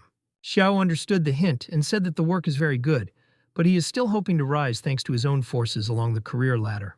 Mr. Chach noted that if Xiao nevertheless agrees, he will become truly manager of the company Luo Fan. He himself needs only dividends in the amount of 20%, and everything else will go to Luo himself. The conditions sounded quite pleasant, so the young man asked for a while to think about the offer. The man smiled joyfully and decided to give the guy 3 days so that he could definitely decide. And after a successful conversation, the men joyfully raised their glasses and continued the meal. After a delicious lunch, Xiaoluo returned to the car and asked the system why, after so many murders, he feels nothing. As it turned out, the system forgot to warn that the body of the king of mercenaries includes psychological qualities. So this is a normal phenomenon. Suddenly, someone called on the phone of Xiao, but he did not want to answer. However, the phone continued to vibrate endlessly. As it turned out, it was Zhan and Shan who had a serious conversation for his old acquaintance. When they met, the old acquaintance told about what he knew about the work of the security guard Xiao at the rich lady. Most of all, he wanted to know the details about whether they have something more than working relations. But Xiao did not want to bring the conversation to this and said that he hired Chu Yun Sun, and he is a really good person. But Zhan continued to insist on his own and said that the view of Xiaoluo will be enough for 20 years. The guy did not understand what this was said to, so he decided to clarify. Zhang said that during their last conversation, Xiao told him about how Zhao Menqixi went to Hua Hanfei. Luo remembered the very day when he first completed the system task and saved a little girl. But these details did not interest Zhanya, and he decided to get down to business. So he took out a photo of a woman. Xiaoluo glanced at her and thought, was his friend met with this girl for the last time? The guy tried to restrain his true opinion, and replied that she was quite feminine so as not to condemn the taste of Zhang. But as it turned out, this woman was the direct chief of Zhani, who every day arranges for him difficult situations to prevent him. He could not leave work, but the house of Xiao was closer to the office, so the guy asked if they could be together. But suddenly the phone of Xiaoluo began to call again, and he had to be distracted from the conversation. As it turned out, it was the sister of Zhu and who invited her brother to a joint dinner with the best girl at her hotel. Xiao did not tell his sister about breaking up with Zhao Menqixi, but as it turned out, Zhang did, who tried to get closer to the girl. After the conversation, Zhu turned to her friend and said that her brother was really handsome, what she would make sure when they would meet the next day. Sun Yu looked like a rather sweet and shy girl, so she just smiled in response to these words. Zhenya had an idea when he heard about the date of his friend. Then he decided to bring the guy to the beauty salon so that professionals work on his image before meeting with a girl. Zhang left Xiao in the cabin, and he was waiting for him near the clearing. Soon Luo came to him by taxi. Judging by the expression of the young man's face, Jana realized that he did not really like the way he looks now, but there was no more time. Yes, Shan was still trying to assure his friend that the man he left him is really a master of his craft. They walked a little, and soon the sister of Ju called for her brother, who also prepared her friend for a date. The guy felt uncomfortable because he was not used to such meetings that he was not ready. The guy's sister was delighted that she nevertheless persuaded John and Shanya to take him to change. Otherwise, given his character, it is not even clear what he could come of. But for starters, the girl decided to find out everything and asked why Zhang was also present at this meeting. But while the guy was trying to make excuses, Sun Yu decided to introduce himself first and blushed greatly at that moment. Xiao, of course, also greeted, but he really did not like the concept of dates blindly. To distract from unnecessary emotions, Sun Yu called to the waiter to finally place an order. Then Ju raised her hand and offered to talk about each other while they would eat. But I did not receive support from others. Zhang decided to push Xiao on a step and told him that the girl was quite beautiful. At that moment, Xiaolo realized that they were all conspired and specially trying to reduce him with a stranger. 2 hours later, on the table lay a lot of waste. He was seafood, and Sun apologized for being too carried away by them. Then Ju immediately turned to her brother and asked what he was thinking about her friend. The guy had no choice but to the fact that Sun was very good. But in fact, at that time he did not need to fall in love, so Xiao did not consider the girl as a future partner. Suddenly, Ju reached out and said that she would move, so she asked Janya to take her home. The guy was without a mood and replied that her husband Tan Zhen himself would take her himself, and he was not going to be her servant. Then the girl got up from the table and taking Janya by the hand, she said that he should not interfere with her brother to arrange her personal life. And the Xiaolo himself ordered that he would definitely spend Sun Yu home. The guy and the girl were in the institution until night, so Xiao was obliged to make sure that everything was fine with Sun. When they were not far from her house, the girl said that she could reach, but Xiao insisted to lead her to the steps in the house. In addition, he promised his sister to deliver her girlfriend home whole and not damaged. The street near the house Sun was not lit with lanterns, so at night it was quite dangerous there. Suddenly, a man of older fled near the house and begged for help. Xiao immediately began to defend his new acquaintance, because he did not know what thieves could be near. But when the girl heard the man's voice, I immediately realized that it was her native uncle. Unknown men, in front of which they were the main one, appeared out of nowhere and heard the words of Sun Yu about the fact that this is her uncle. The man said that now the debts of a girl's relative will fall on her and she is responsible for his life. Sun did not know what debts we're talking about and asked who these people are. Meanwhile, her uncle had already been put on her knees. Uncle was still what they would do with him. He was ready to risk his own life. However, he could not give his niece to offend and immediately rushed to defend the girl so that she would not be touched. Then one of the guards quickly measured his uncle's intentions and greatly hit him with his fist in the face. Sun Yu could not restrain her tears when she saw how they were mocking her relative. Yes, and other guards also did not let the girl herself. Suddenly, Sun Jianan said, the main one among those criminals, that his niece looks good. Therefore, he proposed to be taken as a repayment of duty. Then he went to the girl and with a threat asked if she would go on a dark night to feed the fish with his body. Suddenly, Xiaolo appeared, who quietly moved away during a terrible conversation. As it turned out, the guy shot everything, so he did not intervene in a fight before and did not defend a new girlfriend. Then the young man ordered the bandits to quickly finish everything, otherwise he would call the police and show her a video. The man smiled and asked Xiao, is he really sure that he could threaten him? And if he really wants them to leave, he must pay 2 million in the gambling hall. The guy replied that he was not connected with this, so he should not pay. In addition, he has no money. But since he was familiar with the accused's niece, he cannot ignore. Then Xiao asked for half an hour, for which he will have time to give 2 million chips and reset the debt. The man warned that in his casino, the minimum rate of 10,000 yuan, so he asked if the guy could afford it. Xiaolo took out his card and said that it was on it 100,000 yuan, so that will be more than enough. Sun Yu began to calm the guy and begged that he would not leave, since this person is the owner of a casino and marriage and just like that. In addition, they are not so familiar that Xiao understands her problems. Then the guy reassured her that he would never do what he was not sure of. After these words, he turned to the system and asked if she had any skills for gambling, and I received an answer that it was possible to exchange professionalism in gambling in 600 points, to which he immediately agreed. Now his account was 218 points left, but the main thing was now to win. 30 minutes later, the owner of the casino ordered the guards to send the car immediately to him. After that, the car was delivered and a man along with Sun Yu, her uncle and Xiaoluo, went to the place of his possession. The businessman immediately told the guy that having entered this room, it was simply impossible to escape.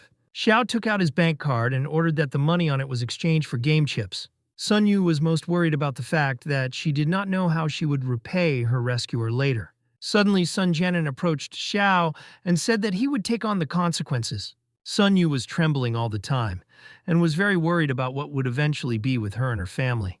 But Xiao tried to calm the girl and said that he was nearby, and that means a lot.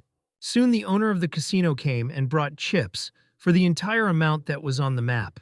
Not having a lot of time to think, Xiaoluo immediately went to the gambling table, where he could now use his skill for the first time. The host of the game commented on her every step and voiced how exactly the bones fell. Xiaoluo calculated his every step and tried to make the right decision that influenced the life of a whole family. Suddenly, he calculated 4, 5, 6, and as a result was high stack. Now he decided to really take a chance and took out the gambling bill, a face value of 100,000. Then he confidently said that he was making the maximum rate, and then the bones opened. Then, a lot of people gathered around the gambling table and the prediction of Xiaoluo came true. He really had high stack. The man who led the game first saw such an incredible result from the first bet. Therefore, having more game money, Xiao decided to continue to play in order to repel the entire amount. After the first victory, he was sure of the skill that recently exchanged. Meanwhile, the owner of the casino was in the video surveillance room, from where every gaming table was visible. He was especially closely watched by Xiaoluo, whom he began to suspect of fraud. However, the guard carefully watched the past record and said that the young man plays absolutely honestly.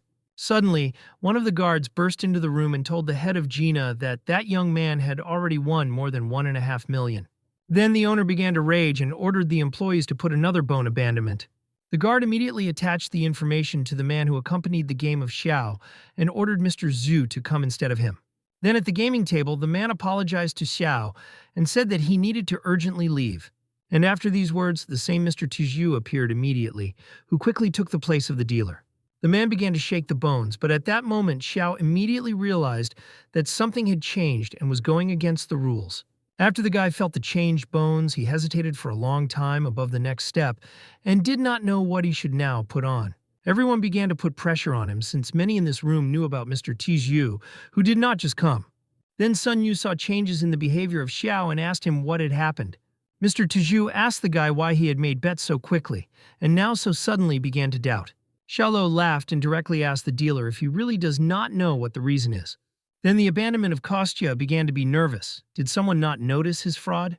It was this reaction and this facial expression that Xiao expected to see when he spoke his words. The dealer began nervously asking the player whether he would bet, since he had passed the move for the 5th time. Suddenly, Xiaoluo had a brilliant plan, and he decided to share it with Sun Jianan to help him. The man began to doubt the correctness of these actions, but he had no choice but to listen to the advice. Xiao emphasized that everything will be fine, and he will certainly win all the money and give the debt. Meanwhile, Jia thought that only he in this game decides which bet would play and which no. So now for Xiao, the opportunity for victory was closed. Suddenly, the owner of the casino appeared in the gambling hall and told the guy that he had already expired for 30 minutes. But Xiaoluo smiled kindly and said that he would definitely win everything, so there is nothing to adjust. Then the guy finally decided to bet and waited for Jia to start throwing the bones again. The dealer warned that this time it is impossible to skip the bet and it is mandatory.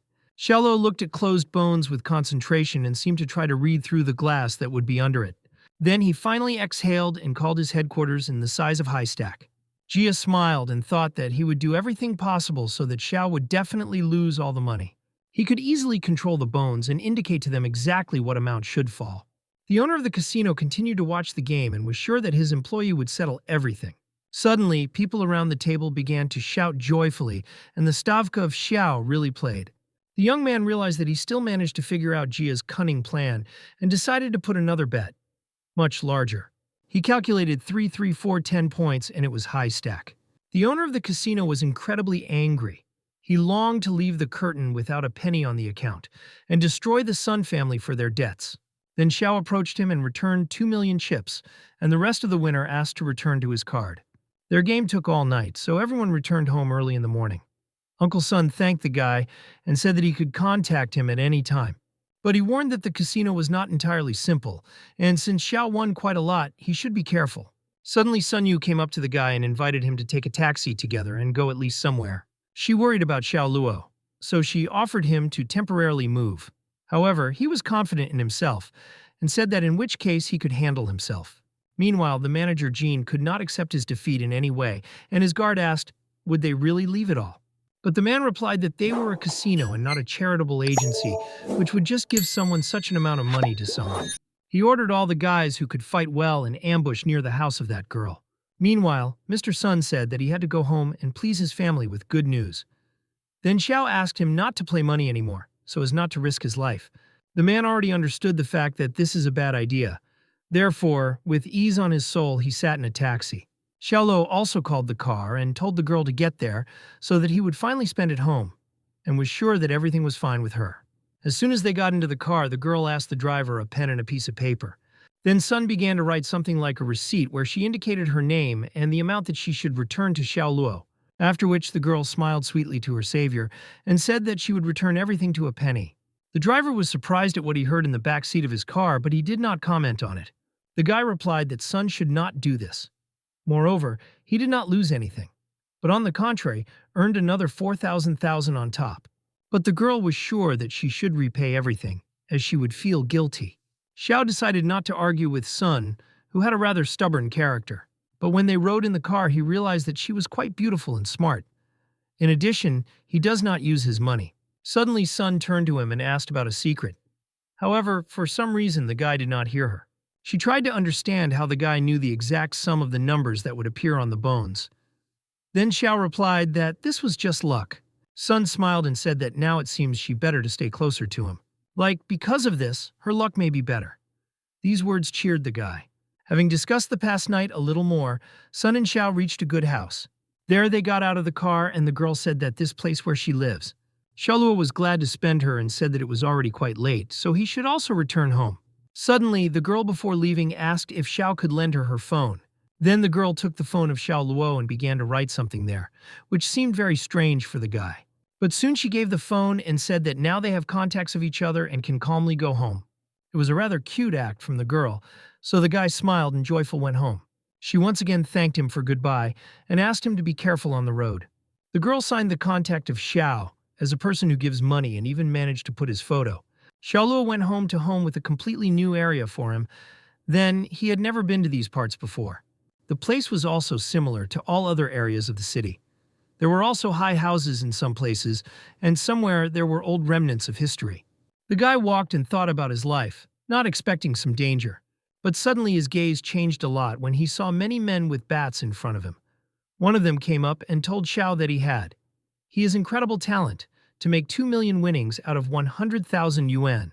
Brother Jean was not too happy about this, so he asked them to show the player what a real bloody bath is. She said that now he is in a good mood and did not want to fight, so he advised men to leave him alone. The men got angry because they did not like the confidence of Xiao in their own abilities, so they rushed to the guy with the whole company. Meanwhile, John and Shan sat in one of the best establishments of the city when Xiao Luo suddenly called him. The guy asked his friend to take the car and arrive after him, because there was such a situation that he cannot go by taxi. Zhang was ready to leave his meal without demand and went to the aid of a friend. When he only parked the car near Xiao, he could not believe his eyes when he saw what was happening behind the guy's back. But Xiaoluo looked quite calm. So when Zhanya told Zhang that everything was fine with him, like between ordinary gangsters, there was a quarrel, so they themselves beat each other. Zhang understood that these people would not fight each other, but Xiao suggested that they go to eat and discuss everything during the meal. His friend agreed with this proposal, but provided that Xiao will pay their account. Wanting to hear the details of the story as soon as possible, but Shan quickly drove the car, and they were near a good institution. There they were waiting for a waiter who prepared a table for two and held guests. At the table, Zhang asked Xiao, did he not defend his daughter Chu Yunxun in this month? After all, this is the richest man of Jianghen. The guy had many questions. It was especially worried about why this person decided to give his new company to an almost unfamiliar guy. But Xiaoluo did not understand how the comrade found out that he would be able to receive the company. But without hearing the answer, he immediately added that he himself had not yet decided whether to agree to him or not. After all my life I wanted to have my own business, although I still did not know which one. Suddenly, Xiao saw that Zhang's behavior had changed a lot and he seemed to be unhappy. He explained that due to what was happening behind him, drum membranes would soon burst.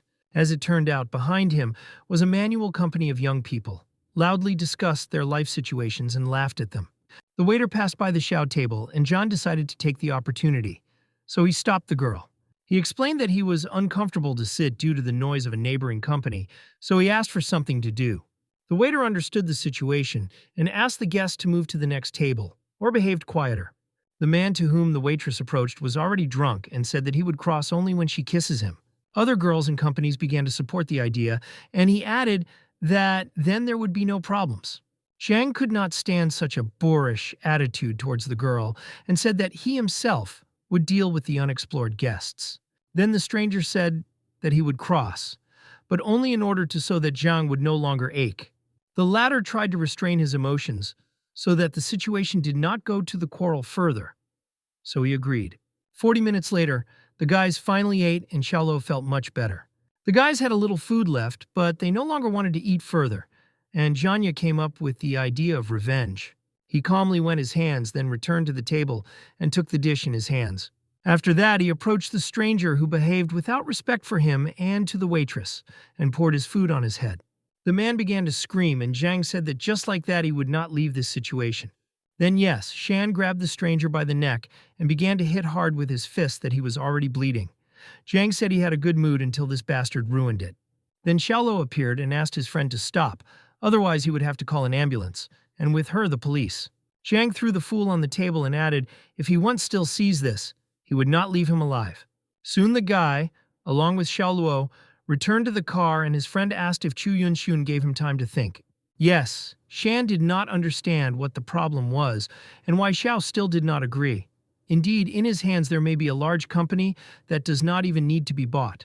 And at that moment, Xiaolo realized that he could really try to buy Luo Fan, so as not to feel like a debtor. Zhana did not understand what Xiao was talking about, but he asked him to follow the road and said that the next day they would go to Pavilion Yongshan.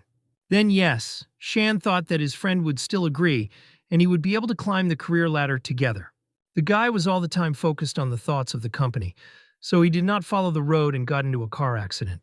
Xiaolo divided because he warned his comrade, but he did not listen to him.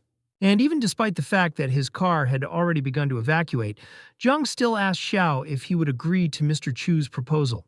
Xiaoluo was already tired of these questions, so he simply told a friend to go home rather. The next morning, the guys dressed well and huddled to go to Pavilion Chongshan to a business meeting.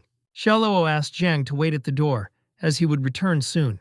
The comrade asked that the latter bought him some fruits as much as possible, because he did not feel very well. Meanwhile, Xiaoluo met with Lan Zuo, and he ordered him to follow him. Laziness Zuo led the guy to his boss's office, who was already waiting for his long-awaited guest.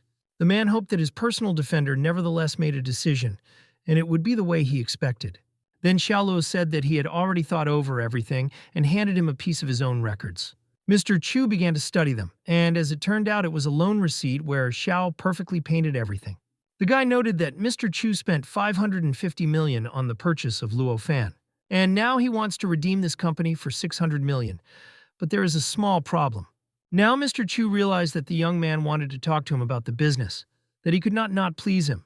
According to the study of Xiao and the assessment, at the moment, Luo Fan brings only a loss, about 300,000 per day. This company can be called hot potatoes and no one will easily be with it. Then Mr. Chu asked the guy why then he was ready to buy her, and he explained that he was confident in his abilities and will be able to restore the work of Luo Fan.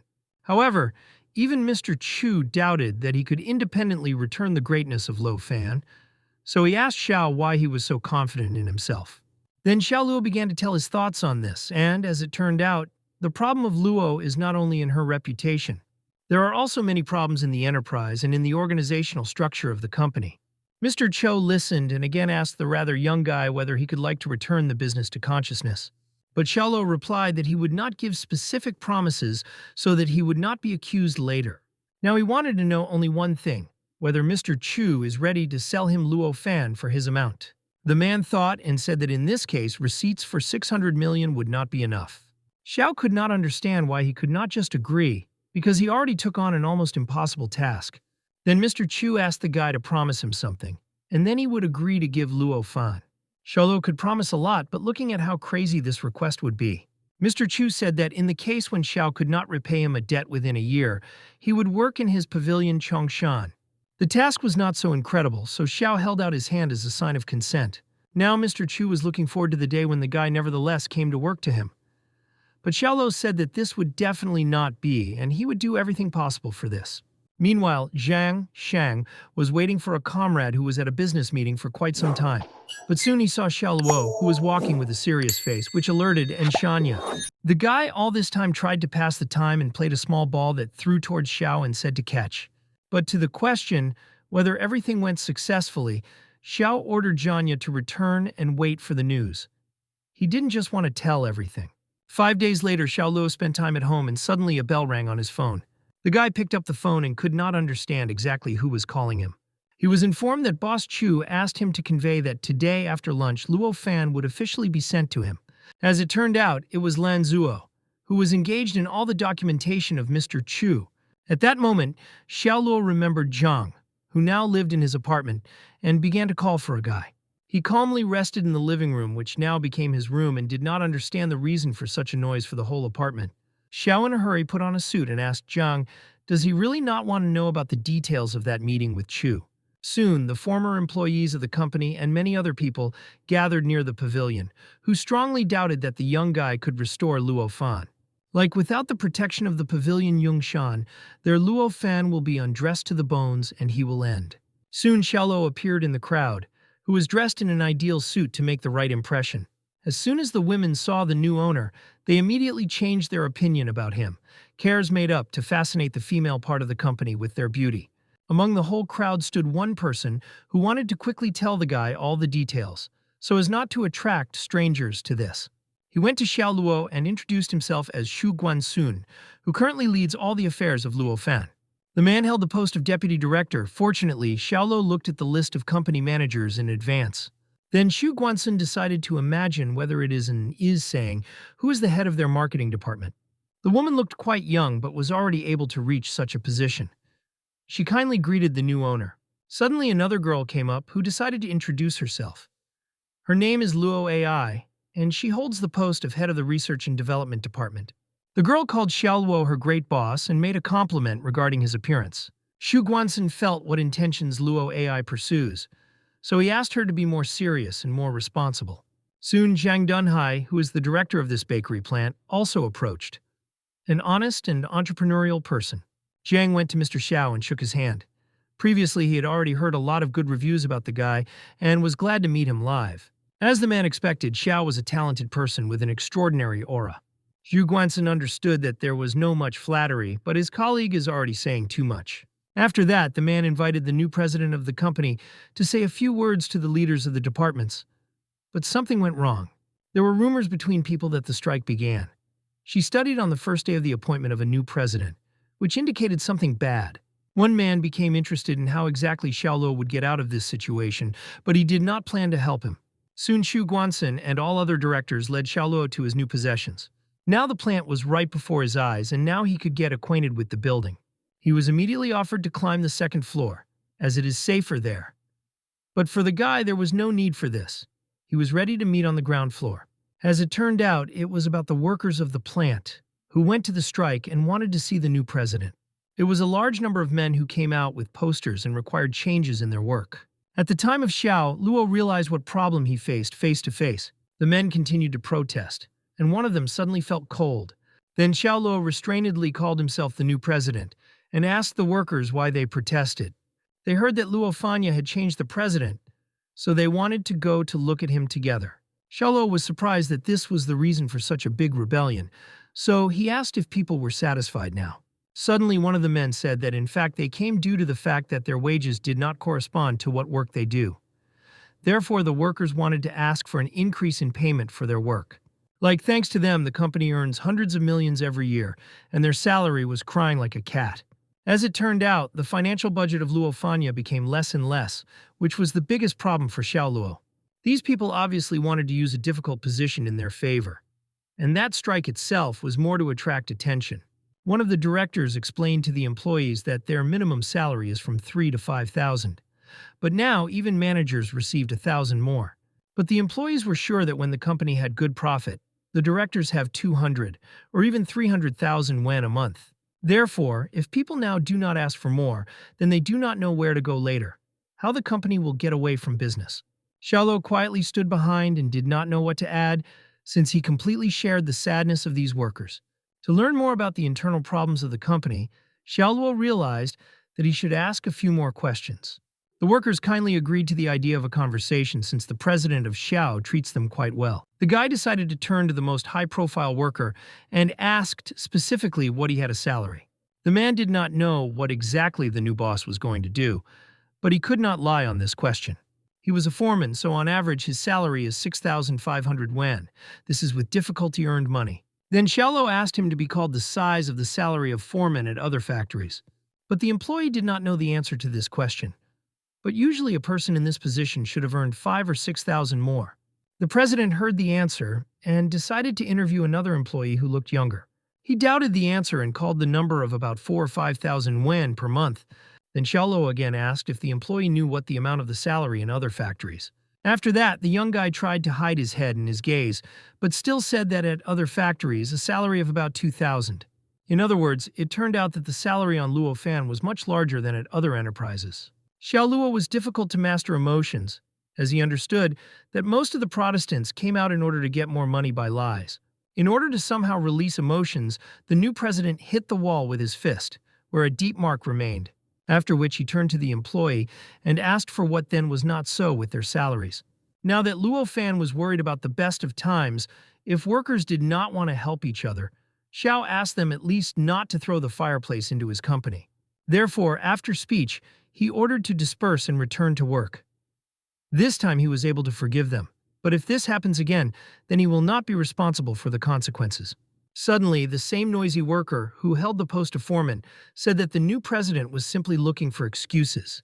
Like, the company earns hundreds of millions a year, therefore it cannot talk about a good attitude towards ordinary workers. The man was sure that they deserve more than a small hostel and small salaries. Zhang Dunhai could no longer endure these humiliations from subordinates and decided to intervene in the conversation. Then Xiaoluo himself said that there would be enough from him. He gave a chance to workers, but they did not want to use it. The new president called to Xu Guanxun and he was immediately ready to complete any task. The guy ordered him to dismiss all these people and no longer hire any possible positions in their company. Shui tried to reassure Xiao and said that this is not the best solution, because the dismissal of so many people destabilizes the work of the company. But Xiaoluo did not want to hear any advice and repeated his words again. The man immediately understood everything and said that he would ask someone to do this matter as soon as possible. Protestants began to beg Mr. Xiao so that he would not do this. Like, they will no longer ask for an increase in salaries. Someone among the crowd said that the new president only scares them, as if he would not fire all employees, since then the plant will completely stop. But Xiaoluo ordered the guards to immediately withdraw all the people who had just been released. The men heard the order and began to do their work, because they understood that it was better not to joke with Xiao. Meanwhile, the rumors reached Mr. Chu that Xiaoluo had not committed the best act. After all, if the factory workers are dismissed, the order will not be executed on time. Then Mr. Cho immediately asked if there was information about the person who began all this. Meanwhile, on the street near the plant, people continued to persuade the president to leave them at work. Many of them needed funds to pay loans or at least pay money for the apartment. But that same noisy foreman was still sure that on Luopan a large order that would not be made without them. Xiaoluo decided to relax a bit after the first business, which he was able to fulfill in a new position. He went to a good restaurant where he in advance booked the tables on himself and several colleagues. The guy came with Mr. Chu and Mr. Ji, who kindly invited to dinner. The manager of the Shui was also with them. The last man told President Xiao that to dismiss 500 people at a time was a bad idea. Moreover, all employees understood their mistake. But Xiao decided that so far, it was only necessary to sit and watch the performance that he began. In addition, he asked the leader what exactly the name of the person who raised a whole riot. The very loud foreman who considered himself the most intelligent among everyone was Van Tekwi. Xiaoluo immediately asked the man so that later documents about his profile were on his table. The new president looked at his watch all the time and suddenly said that the time had already come. All the same workers gathered on the street who would recently be fired and did not even let the buses go with their crowd. Xiao told the manager Suyu to hand over the guards, so that they would give the buses the opportunity to drive. Soon the road was cleared and the transport was able to move freely.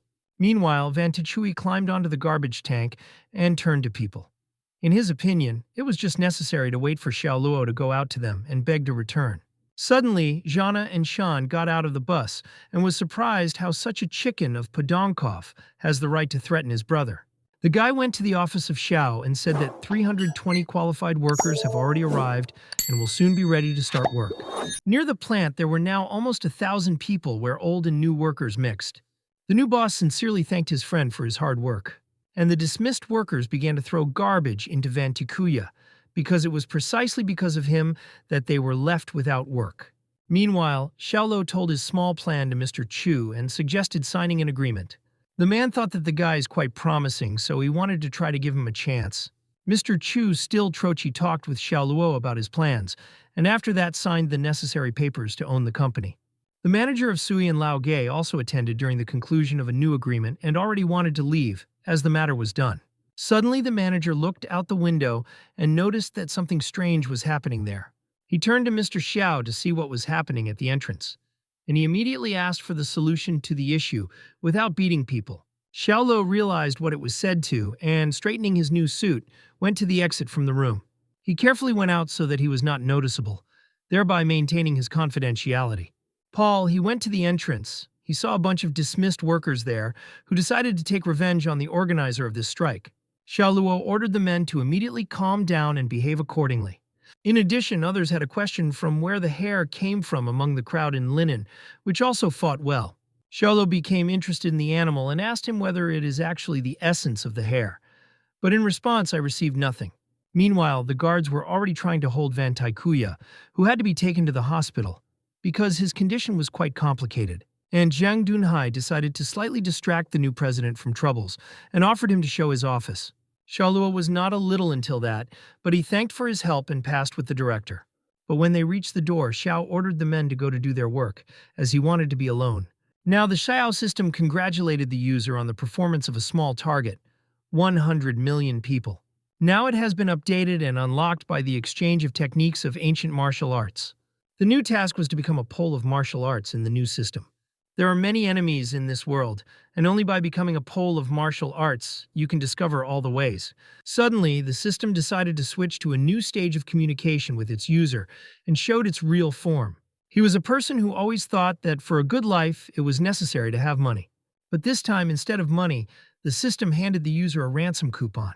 She told Xiao that the martial art world developed thanks to the Shaolins, so she recommended the guy Shaolinsky Izinzin. Suddenly, the system disappeared and a loud knock was heard into the sound of the door, but Xiao could not immediately respond to it.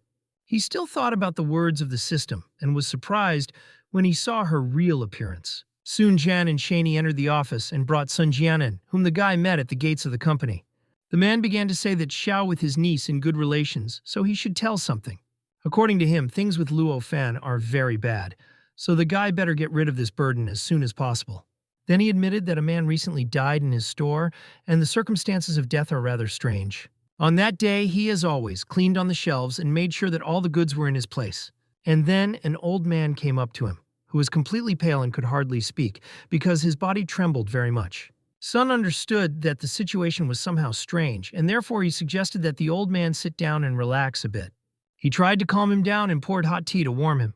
Xiaoluo was not too interested in the details, so he asked to speak shorter and closer to the essence. Sun said that the old man clearly died of illness, and this was not connected with them.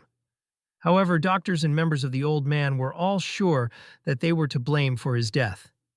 Because of this, Jianan thought that someone wanted to destroy Luo Fan.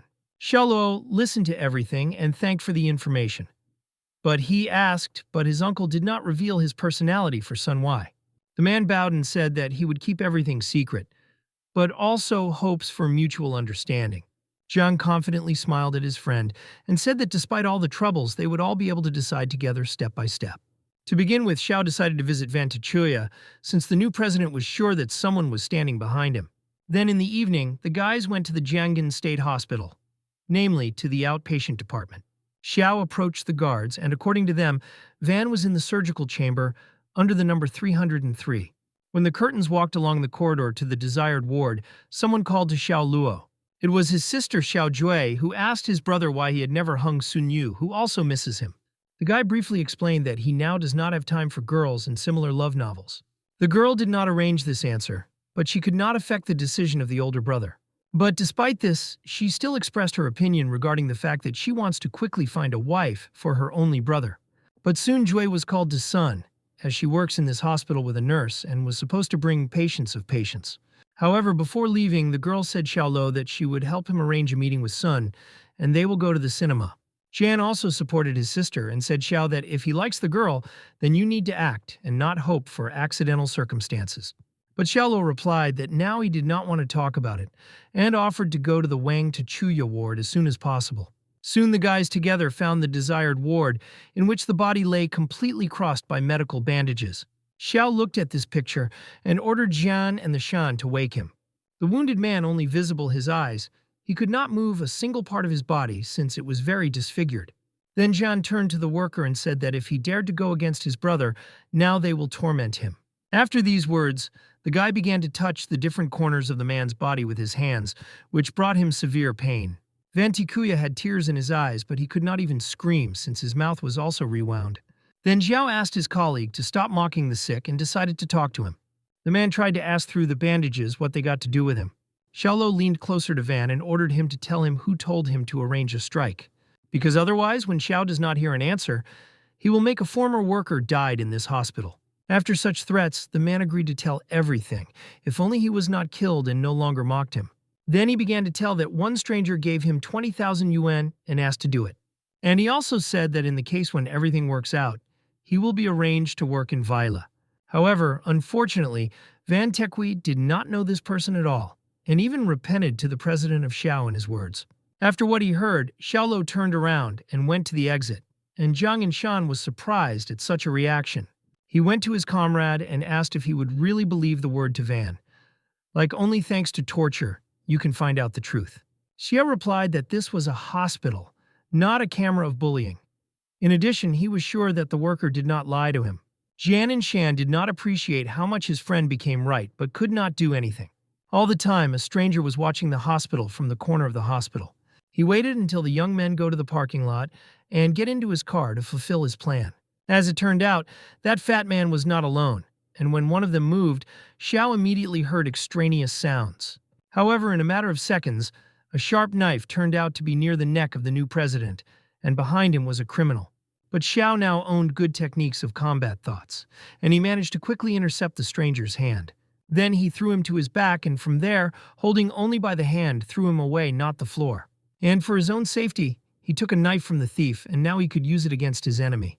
Suddenly, he heard mercy that he had to stop in order to preserve the life of his brother. When Xiao returned, he saw a fat man who held Zhanya by the hands, like a suspended rabbit. The man even decided to introduce himself and called himself as Xiao Yi, after which he added that this is the last day of his comrades. However, Xiao asked her husband to release Zhenya since only he himself was all responsible.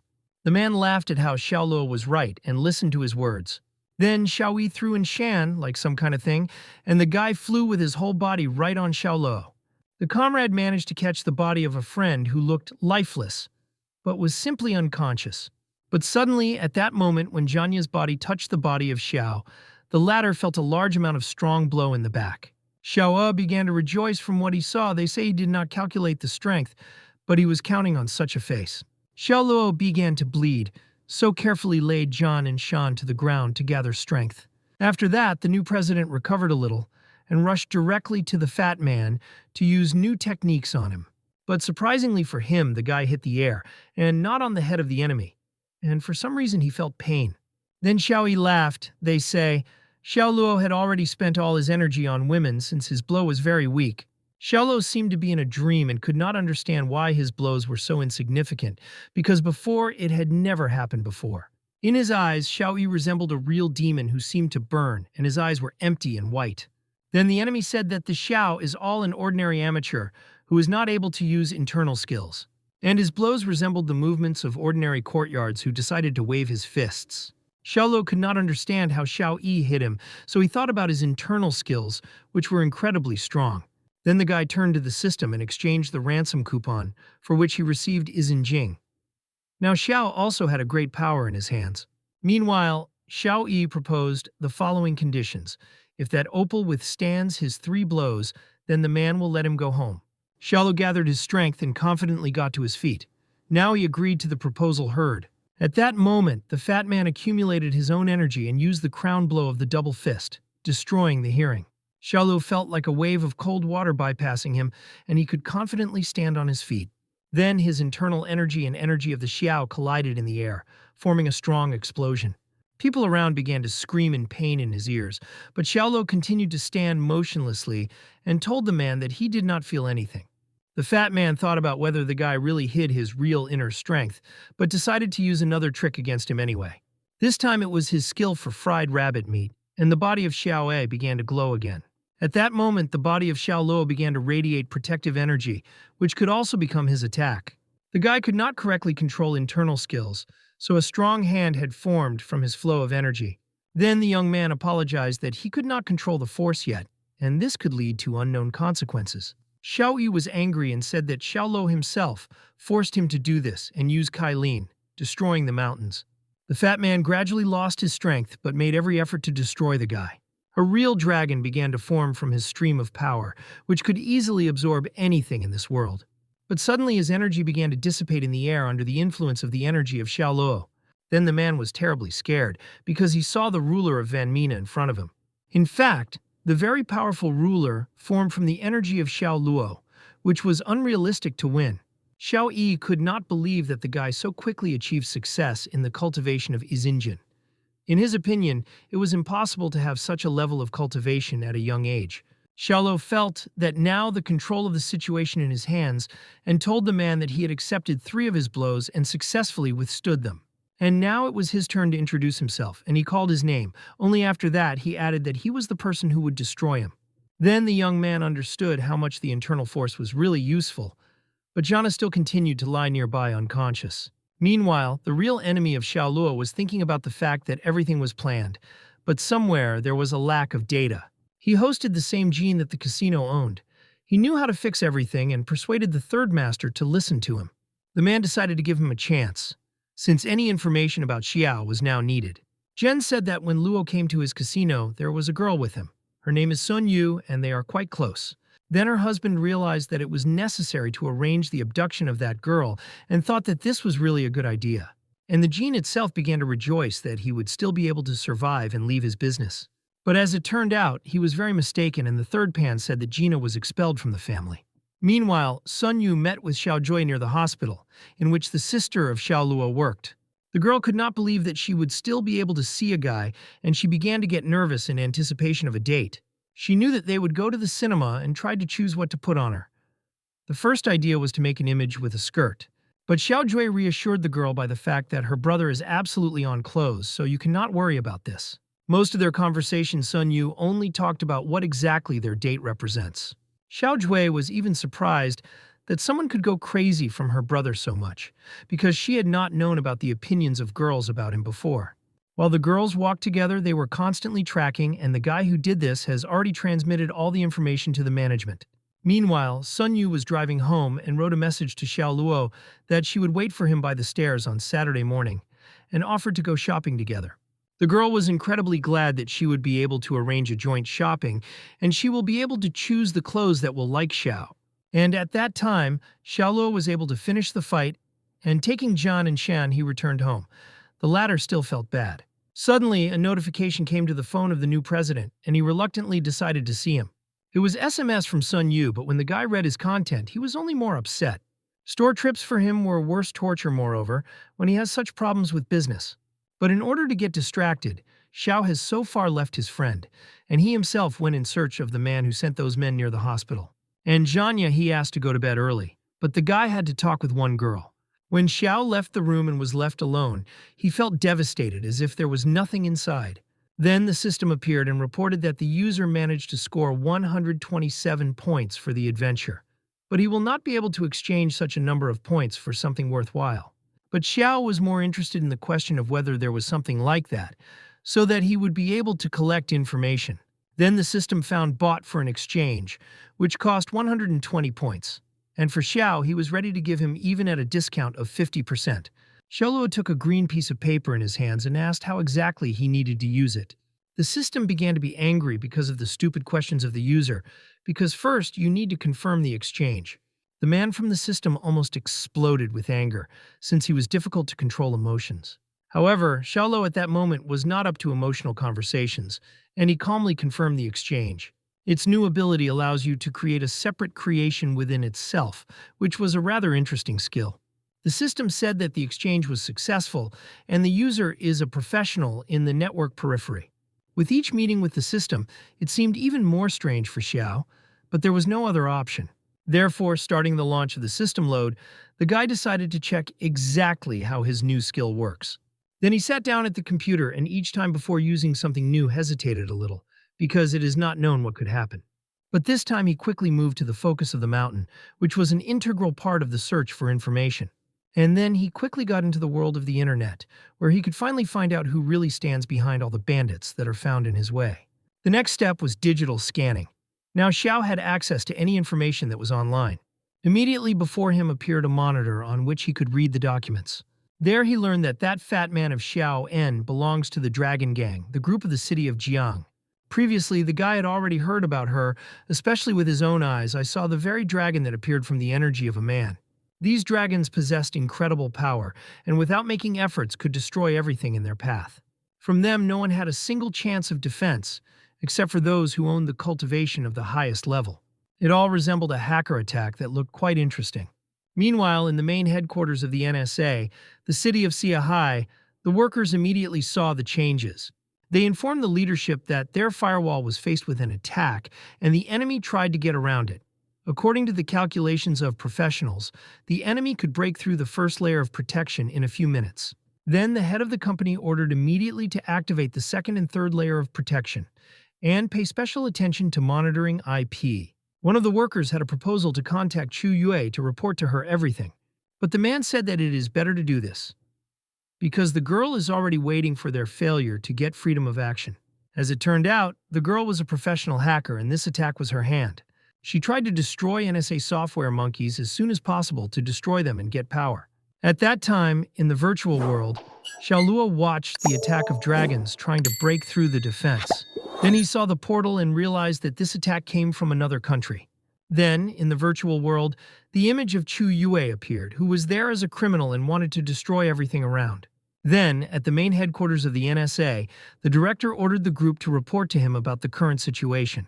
Currently, there were attacks from a large number of addresses on their network, and it was noticeable that Chu Yue also intervened. The girl was looking for a cluster of her native garbage in the form of dragons and waited for her to attack her. She was confident in her abilities and destroyed the creatures that prevented her from moving on. She was not afraid to receive injuries as she was in golden armor protecting her body. The girl easily destroyed the dragons, which for others seemed invincible creatures. She even used the radiance of a lunar attack that could burn everything in its path. From the attack, the dragons turned into network dust, which disappeared in the air. The girl was incredibly satisfied with her work, and she had very little to finish her mission. Suddenly, her image on the internet began to disappear, and there was no reason. But as it turned out, in the real world, the Chu-Wei computer burned from overload to the system. In the main office, it was reported that the hacker of Chu-Yue successfully prevented the attack of enemy hackers. Xiaoluo continued to observe from the side and thought that the battle in the digital world was really interesting. However, he already spent too much effort, so he had to return to the matter rather. Through Wednesday, he managed to see that gang of the dragon was engaged in any business, and no one could stop her. The guy managed to see the official cooperation between Huahai groups and the Lunchi Enterprise. Suddenly, the main office was reported that an attack began on their Wednesday simultaneously from several countries. Now, the main ordered to turn to Chu Yue, and everyone else is ready to support her. Now, the workers should have been ready to also physically disconnect from the network at any time and prevent the enemy from getting to the information they needed. Xiaoluo saw dragons who had no end to the digital world. Therefore, he decided to spend a little his time and also defend. Soon, employees of the NSA General Staff reported to the leader that an unknown hacker established a dynamic firewall, which was written in a strange language. The man smoked all the time, as he was very nervous and asked the employee how much that defense would be enough. The guy analyzed the installation of firewall and realized that he would be simple for about 5 years. Presumably, it will take about 5 years to find the code. Besides, information was left there. Namely, those who will annoy the Chinese people will meet with serious consequences. Now the director ordered the person who did this, and by any means, to invite him to NSA. Meanwhile, Xiaoluo returned to real life and reflected on the groups of Huahai and Lunben. Then he turned to a system that had no desire to work now, but she had no choice. The guy was interested in the question of whether there is any opportunity to quickly earn a lot of points. The system joked that the guy needs to spend the night with Su Li, who was the most famous star, but Xiao refused. The real optional task was the following. The guy needed to restore the reputation of Luo Fanya within 3 months, and if successful, he will receive 30,000 points. In the event of a loss of the user, 3 skills will be cancelled, and Xiaoluo agreed to this task. Having finished the case with the collection of information, Xiao went to Yes the Shan and said that the next day they would go together. The comrade was interested in driving together and solving things, so he asked where exactly they would go. She said that they would need to meet with a reporter who was hearing Luo Fan. The next day, Zhang was already sitting behind the wheel. Now he was like a personal driver of the company's president. Meanwhile, Xiao called his sister and informed her that recently she and Sun Yu was surveillance, and now the girls need to walk only in crowded places. The brother also asked to convey Xiao Jui to warn Sun so that she was careful. Then John stood in a conversation and told a comrade that it would be better if he personally did it. But Xiao did not want to talk about it now. Suddenly during their trip, but Shang saw a man on a motorcycle that began to go to them too closely. The stranger was in a helmet and increasingly increased the speed of his transport, which became more dangerous. But in the end, he could not continue to control the motorcycle, and the wheels also began to bring down. As a result, the driver fell from his transport and hit his back against an iron pillar. The man was a foreigner and shouted something in English. Suddenly, he took out a pistol from his pocket and directed him forward. Ahead of him was just a car in which Xiaoluo was sitting, and he tried to get into him. People around began to run away from the sounds of shots, and someone even called the police. Zhang was very frightened when he saw that the weapon was instructed to him as well. Xiaoluo reassured his comrade with the words that since he was near, then the danger would pass and they will remain alive. But suddenly, the same motorcyclist climbed into the car and ordered Zhanya to go, because otherwise he would shoot everyone. He held the weapon right at the head and the Shan, and Xiao was surprised at such confidence. But soon he saw a grenade in the hands of the terrorist. So he realized that it was better not to joke and asked his friend to go. The man inside ordered the guy to go as quickly as possible and not pay attention to the red light. Then he took out a grenade and said that if the police catch up with them, they would all fly into the air together. The man was angry due to the fact that Zhang was not quickly enough and began to threaten again. Then the guy pressed the gas pedal as much as possible and carried the car forward. And at this time, Xiao decided to talk with the criminal and asked him, was that hired killer? He was right, because after this question, the man instructed him weapons and ordered him to shut up. Like his hand can accidentally twitch, and then Xiao will instantly die. He instructed the weapon closer to the head of the new president to inspire fear him. After that, the offender suddenly pressed the trigger and the bullet quickly flew out, barely hitting the cheek of Xiaoluo, from which the blood began to go a little. But the guy, even after the injury, sat motionless and with proud eyes watched the further actions of the terrorist. His gaze was concentrated, and thereby he showed the lack of fear in his head. The mercenary killer laughed and said that Xiao was behaving cool, as if he was really not afraid. Then the man quickly turned to the window and began to shoot in different directions so that the police stopped following him. He managed to get into the cars that were driving next to their car, after which the killer suggested that Xiao join the black water with him. And the guy replied that he first got out of this situation, and then they will be able to talk. While they were traveling, a little girl appeared on the road who was traveling on a bicycle.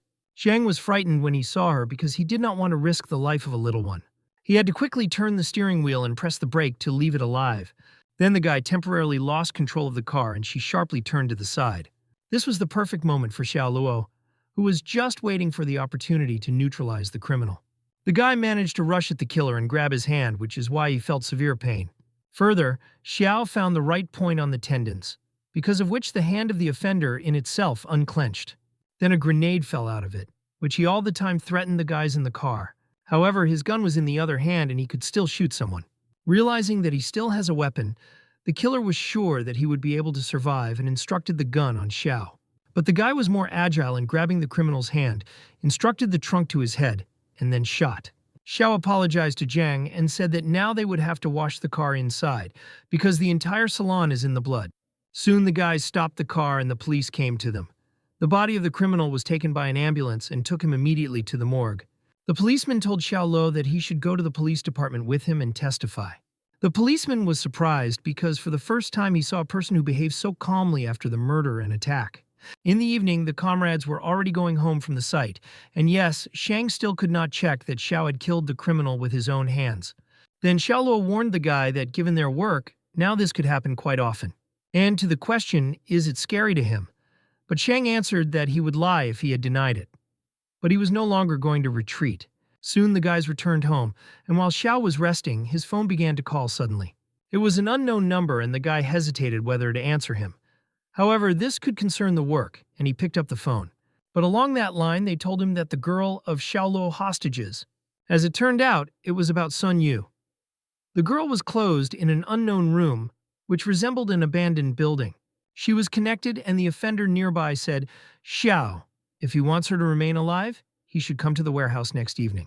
A prerequisite was that Xiaolo would come alone, otherwise the consequences would be deplorable.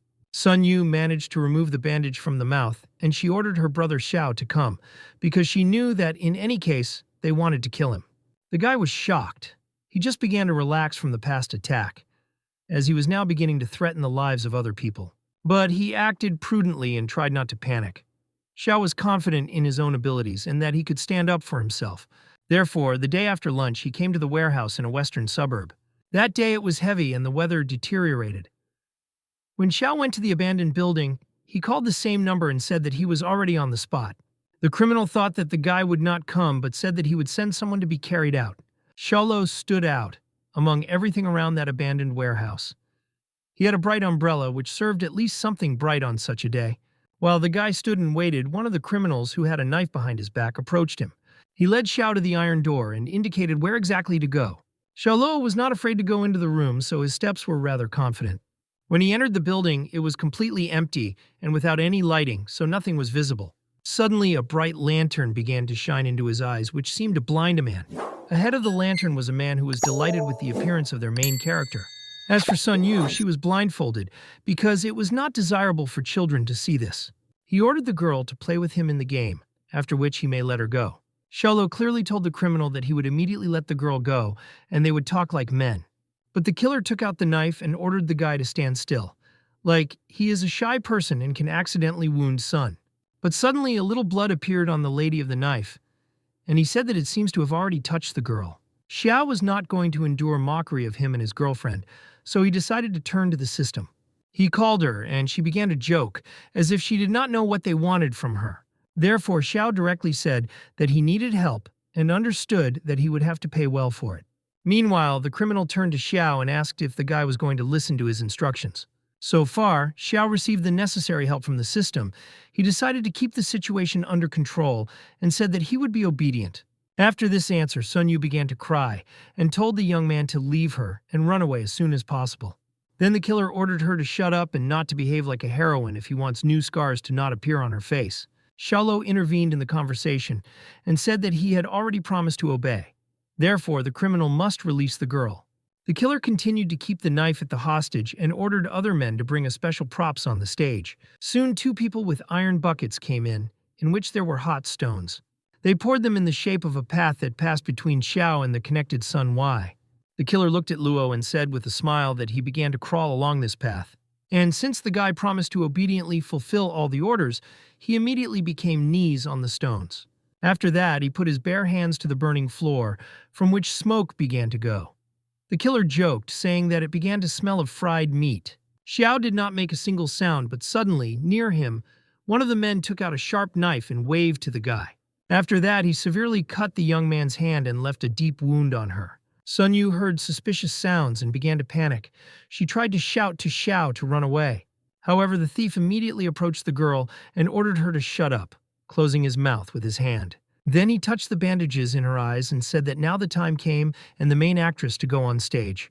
He sharply tore the bandage from his eyes and showed Sun Yu her beloved Xiaoluo, who is unbearably suffering from torture. The girl began to cry and scream from what she saw. She wanted to protect the guy with her own life. The face of Xiao Luo was red because he even put his head on hot stones that injured the skin with one touch. His skin was glowing and bleeding. Besides, the wound on the arm from the knife was very difficult. Then the criminal turned to Sun and invited her to arrange a real show for her lover. However, Sun could no longer endure these bullying, and with her bare hands and drank a sharp knife near her neck. At that moment, a distraught thug stuck a knife into the body of Sun in front of the main character, which, in the meantime, continued to paint painfully on red-hot coals. The young master was shocked by such a sudden turn because he believed that the killer would bluff. A moment later, the young cultivator jumped to his feet and shouted with an angry that they would all die. The surprised bandit was at a loss, as he believed that the guy had already burned on the charcoal. She saw how the body of Yu collapsed to the ground, and a teenager fell into a rage. In this connection, Luo rushed towards the Glorarezzer to finally kill him. An unknown mercenary prepared for a clash, dark magic smoke in his hand. After which he grabbed Xiao and knocked him to the ground. The guy realized that the killer was actually strong. However, after a couple of seconds, the body of Luo shone with a bright light. It seemed that the young man was mad. Finally, the bandit realized that in fact he took advantage of the saturation of internal energy. Angry and burning in fire, Xiao once again rushed to the attack. The thug, in turn, blurring in a smile, noticed that he was crazy. Then he grabbed the teenager by the shoulders with a lightning-fast movement, intending to tear his hands to him. The self-confident Luo only grinned, looking at the extremely naive killer. Then he grabbed his hands and said that he had signed a death sentence for himself because he touched the girl. A moment later, Xiao literally crushed his wrists. The maniac shouted loudly with unbearable pain, at the same time applying his crushing blows to the body of a crazy bandit. As a result, he collapsed to the ground, realizing that for him this is the end.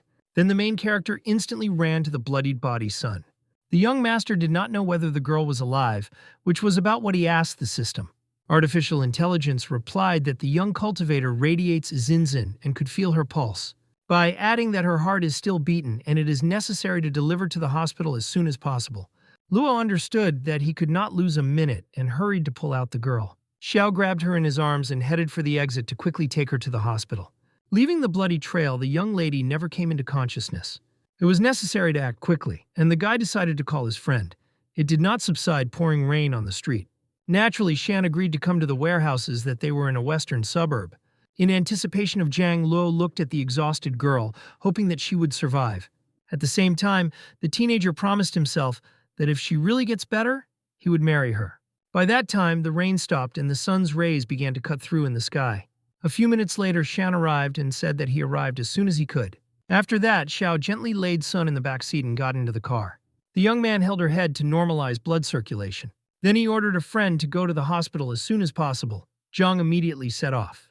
As soon as they arrived in the hospital, Luo picked up the girl and asked to help him. The frightened Shan closed the car and hurried to a friend, realizing that he again needed to wash the car. Xiao ran into the hospital and sat down with the South in the lobby, while Zhang called the doctors to help. A moment later and brought the gurney. After him, the doctors of the hospital came running. Luo carefully put Sun on a gurney and called on the hospital employees to help her. One of the doctors noticed that the girl's condition is stable, and they will try to do everything possible to put her on her feet. The teenager literally begged to save her, and said that she was very dear to him. Suddenly he felt ill, and ultimately the guy lost consciousness. But yes, Shan timely caught the young man and put on the couch in the corridor.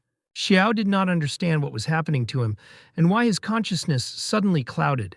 The last thing he managed to see was Sun's bloodied body, which never came to his senses. After a certain time, the main character came into consciousness in the ward and immediately thought about why.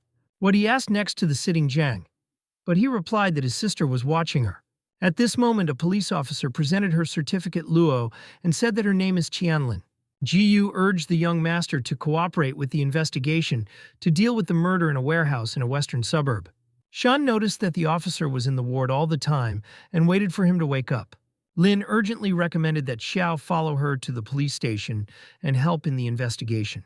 Meanwhile, the worried sister of the young cultivator was in the sun chamber.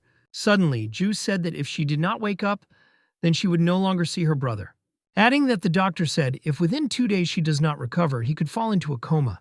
At that moment, Luo suddenly entered the ward and asked how Yu feels, and she sadly said that, in the worst case, her vegetative state awaits her if she does not wake up in time.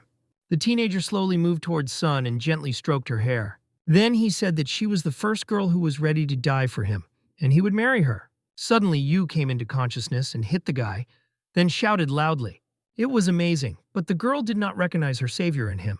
Asking who he was, Xiao in turn was struck by this result of the injury of the young lady. Xu decided to calm her brother, and said that the doctor warned of a temporary loss of memory.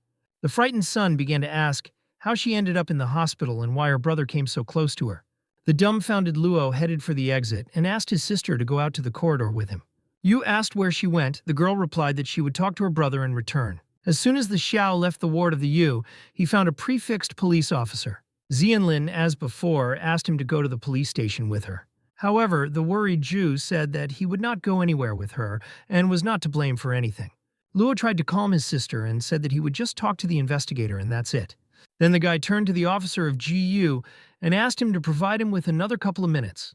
The girl was extremely reluctant to answer positively and began to wait again in the corridor. Suddenly, Xiao took aside and asked not to tell Sun about him. Zhu did not understand why he needed it, but the teenager again asked her to not let him remember him. Then the saddened sister agreed to fulfill his request. She was painful to hear this from her brother. After that, the young man went to the hated line, which was waiting for him near the chamber. Luo perfectly understood that Sun would always be in danger with him, and he only wanted her good. Xiao went to the embittered Gu and also indifferently tired of her gaze. Then, passing by, he urged her to go to the department in order to discuss the current situation. On the way, sad Luo thought only about one thing, that the memories of him would remain deep in the memory of Yu. The artificial intelligence of the protagonist at that time was saddened by one disappointing fact for him. After all, he perfectly understood that most likely the young master would go to Sun, but not. At that moment, an extremely loud system alarm clock suddenly rang. So the time has come to collect debts. Of course, this concerned the young cultivator. However, artificial intelligence decided to give the opportunity to not think about it at such a moment and translated the alarm. Luo, in turn, was successfully delivered to the main police department of Jiangchen, where Lin asked the guy if he denied the fact that he went to a warehouse in a western suburb yesterday morning. The teenager answered positively because it was really stupid to deny. Then the investigator asked the young man why he went there. Xiao answered absolutely calmly to save Sun, as she was in danger. Gu asked again whether Li Luo admitted that it was he who committed all the murders in the warehouse. This time, the guy answered negatively, which naturally infuriated Chen, who began to resent about this and say that he should admit, adding that thereby he now violates the law and it can cost him expensive. However, the young master continued to adhere to his position and was not going to retreat from it. At the same time, Xiao said that initially Lin called him to help the investigation. The angry Gu again reminded him that the consequences of his actions would be deplorable. Luo again said that he really did nothing and did not understand what she was talking about. The girl suddenly jumped up and said that even Yun Xun would not help him. The young man urged her to express herself clearer, since he did not understand what was talking about and what she was hinting at. The Malza, shocked by such impudence, the police officer immediately grabbed him by the shirt. Speaking about the fact that he had not crossed the road to those people, Xiao still pretended, as if he did not understand what she was talking about. Then Xianlin said that if he helps the investigation, they will try to find evidence of his innocence. And that for him this is a great opportunity to avoid punishment and continue to live calmly. But Luo demanded that a law enforcement officer remove his hand. Of course, Lin Jiu did not even think of doing this, from which she began to behave even more aggressively. As a result, she only provoked a teenager and he beat off her hand. Then he went to the exit and said that he was doing, and moreover the police are unlikely to restore justice. The dumbfounded Qian ran out to the corridor, urging him to return immediately. But Xiao did not stop saying that until he gets victory, he could not stop at anything. The protagonist called Shan and said that he should rest for a couple of days, because he will soon need his help with the plywood. Zhang in turn urged the young master not to do stupid things because Sun still could not recover. However, the young cultivator assured him that everything is under control and he would just need help. Yes, he felt that Xiao had something to talk about, and he asked to share his anxiety with him. But Luo still claimed that nothing terrible happened and nothing to worry about. Then the guy hung up and plunged into the thought process. The teenager wanted only one to deal with the gangster grouping of the dragon. Suddenly, artificial intelligence called him. The young man turned around and saw the old man, who decided to remind him that today is the 19th of May, and it is necessary to pay off the debt. Xiao urged him to speak clearer, and the program immediately highlighted him a certain window, where it was written about a debt of 20,000 points, and in case of non-payment, the system could take his body. Going into the portal, the old man noticed that he was unnecessarily his body. but these are the rules. Luo began to understand that he needed to hurry and deal with the gang, but at first it was necessary to visit the company. After a certain time, Xiao came to the corporation to meet with Xub, where a guard met him at the entrance and greeted his president. The guy asked whether Guansun was in the company. The employee replied that he had recently left someone. The teenager understood that he could take someone with him, but at the moment he could only help him. In connection with which Luo asked where G-Man, the guard suddenly thought, as if remembered whether he had seen her or not. However, his long silence seemed to the young master rather suspicious. A moment later, a young lady came to them and greeted the director. A surprised employee, along with Xiao, turned around and saw a smiling Ximen. The girl, in turn, asked what President Luo wanted. Then the guy asked her if she accidentally knew Chen Jianbei.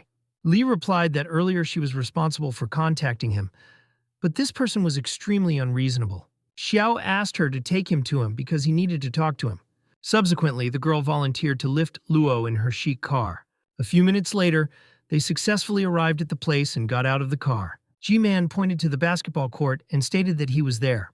The young director urged her to draw up a company for him and go to Chen, which at that time was extremely passionate about the game of basketball with his friends. It seemed that nothing foreshadowed trouble, and Xiao would really just talk to him. But when Jianbai threw the ball into the basket, the main character decided to surprise everyone. The young master literally soared into the height, and catching the ball, he sent him to the ring.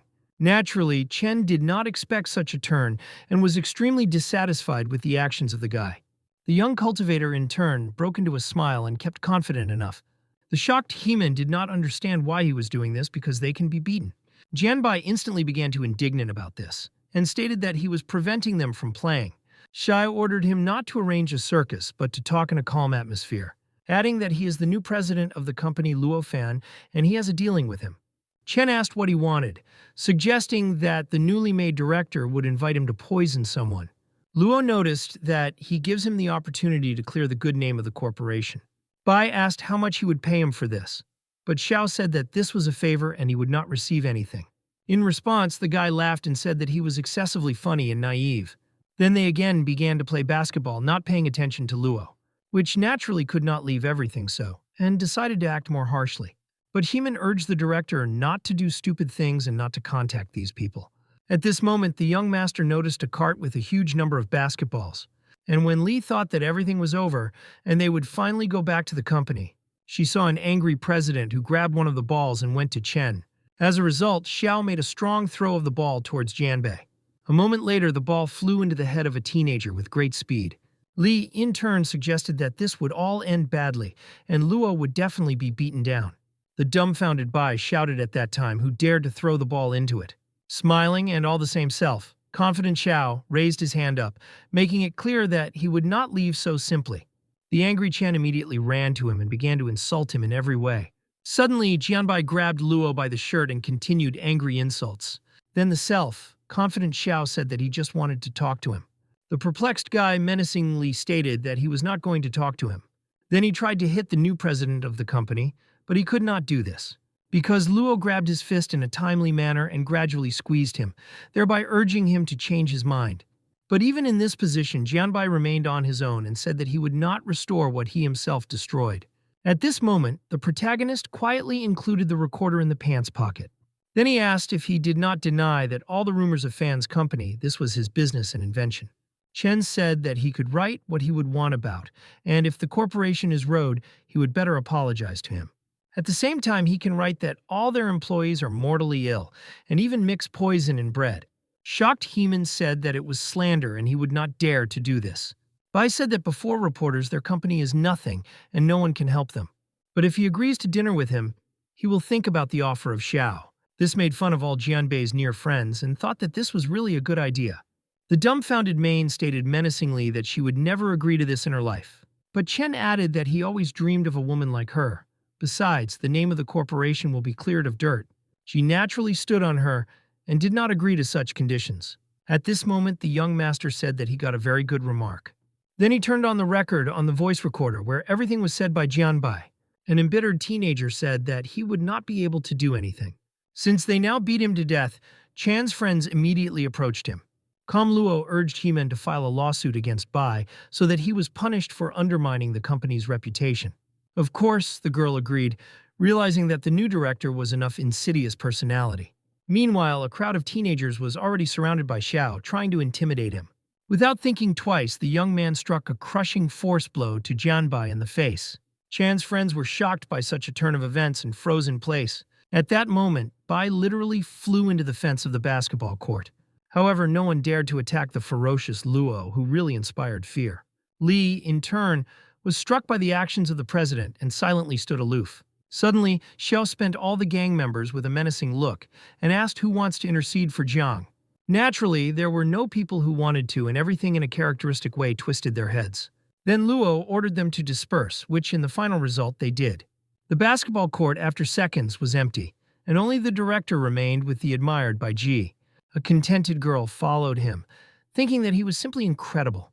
Suddenly the guy stopped and Main crashed into him, after which she immediately apologized.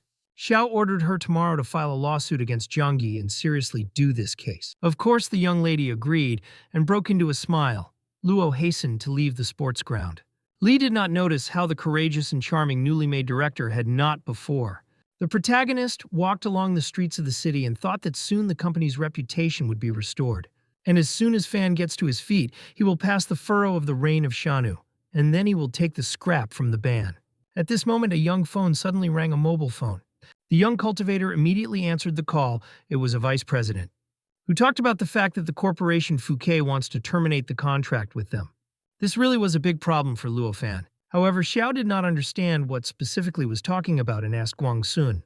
Zui said that Fouquet has one of the 500 best processing plants in the world. And for unknown reasons, they did not update the contract with them. The director ordered him to collect all the chapters tomorrow. Then he thought that Guan himself could be a traitor to the corporation. Soon the young master went home to rest in order to prepare for the tomorrow's meeting. The next day, everyone was assembled and the young president began the meeting. Shu in turn urged him not to sue Jianbei, since, in his opinion, this could lead to the collapse of the company. But Luo said that if they do not cleanse the honest name of the corporation, then the collapse is inevitable. Then he asked Guang Sun, did he really decide to get a job? The dumbfounded Song replied that he did not dare to think about this, and was always loyal to the company. Then he transferred the claim to the marketing department in the person of Li and demanded explanations from her. G-Man said that under the contract they must pay a penalty of 10 million, but by mid-autumn the validity of the contract has expired. Lighted Luo asked her why she did not sign a new contract in advance. The girl pleaded guilty. But Chi unexpectedly stood up for her and said that Fouquet had arrived immorally and there was no guilt of men. Luo immediately ordered Suyu to organize him a meeting with the head of their corporation, adding that at the meeting they will be present with Qi and Guan, so you need to come up with how to return the trust.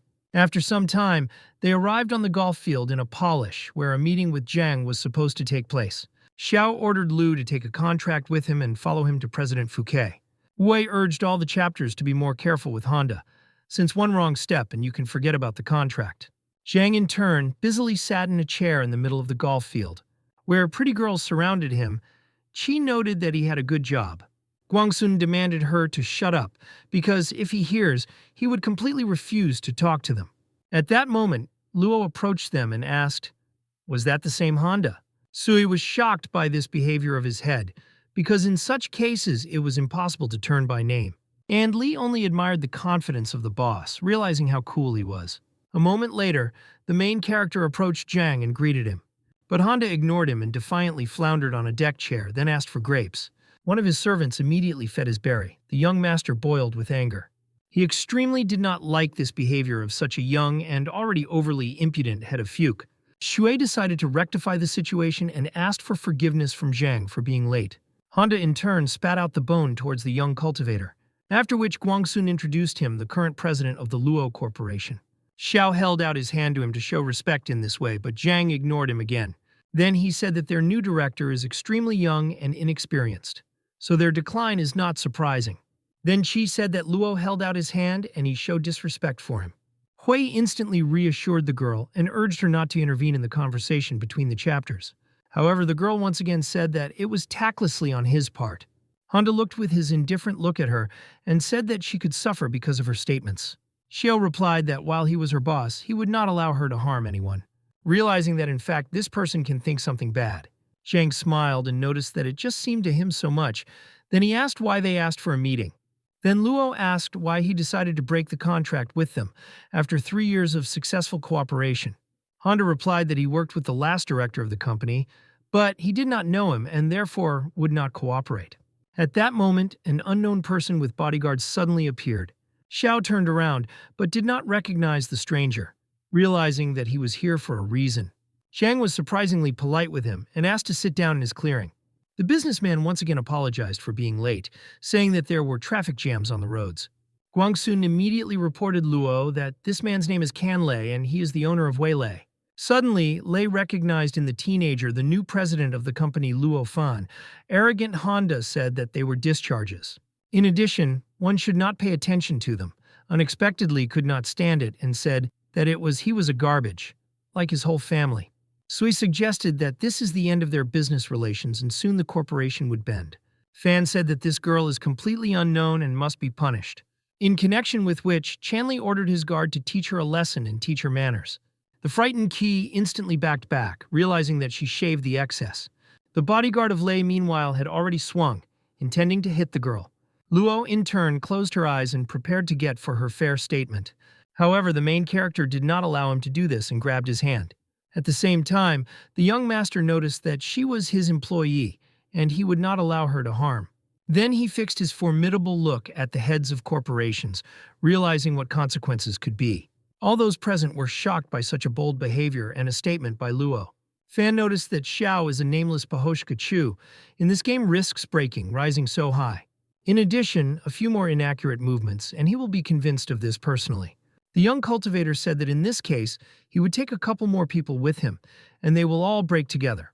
Chanley said that the young are excessively arrogant because they do not know the truth of the price of life.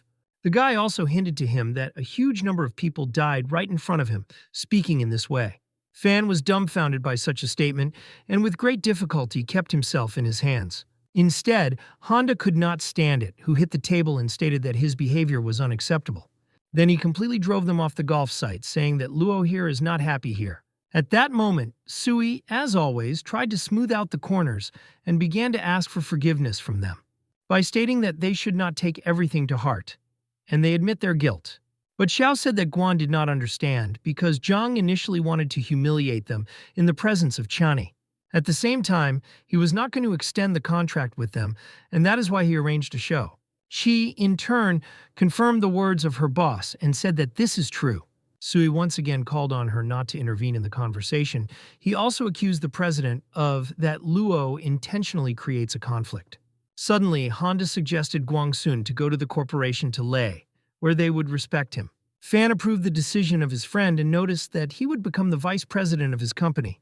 But Sun refused because for him Luo Fan is the second family, and he gave this company for many years.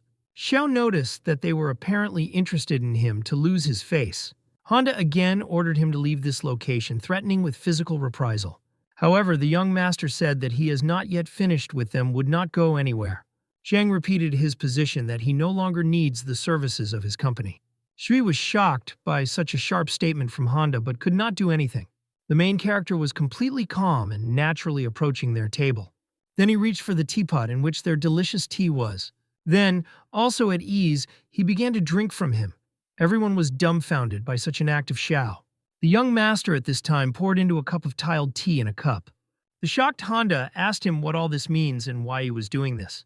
The young cultivator understood that they would not drink tea after him, and he was counting on. Soon, Luo took a cup of tea and said that they were inappropriately behaving, and earlier he would send them to sick leave. Zhang asked him. Xiao blurred in a malicious grin and repeated what was said. At that moment, the young man crushed a cup of tea with his hand. Such a rich drink hit the clothes of Chanlai and Honda. They were in shock. The young president of the company, Fuchs, said that they live in a legal state, and it would not be so easy for him. Luo once again smiled and said that he was very mistaken. The dumbfounded Zhang asked what exactly he had in mind. The young man answered he was not trying to intimidate them, adding that in fact he threatens them and they may not sign the contract, but will not allow employees to insult. The perplexed Honda literally lost speech and did not know how to answer him. At that time, Xiao took a second cup of tea and invited him to play golf. Laughing, Zhang asked if he really wanted to play with him. Fan, in turn, asked his friend to show the young man a master class to satisfy his desire. But Luo said that if he wins, then Honda will sign a contract. If he loses, Fan will become his company. The shocked guy asked, is he really ready to put a multi-million-dollar corporation on a Kona? Xiao answered positively. Then Jiang ordered his servant to record everything that was happening. Then the self-confident owner of Fuke even raised bets and said that they would order their products by 15 million. But only in the case of their loss, of course. Everyone began to dissuade him. However, Luo did not even think to retreat from his words, in connection with which Honda called on to begin the game. Shanlai also decided to put 5 million to the friend's victory, which he stated. But if Xiao loses, then he is obliged to kneel and ask for forgiveness from them. Once again, Qi could not stand it and began to violently defend her boss. But to their surprise, the young President Fan agreed to this condition. Then he again called on the arrogant Honda to start the game and not sit down. Zhang said that one who will drive 5 goals into the hole for fewer strokes. The guy immediately prepared to fulfill his first blow, which he stated. Naturally, the main character did not argue with him and kindly provided such an opportunity. After a moment, Honda inflicted a fairly good and accurate blow to the ball. As a result, the ball landed literally in 1.30 meters from the hole. She understood that he was really a professional in golf, and the director could only rely on luck. What was a staggering result, Canlai praised his friend.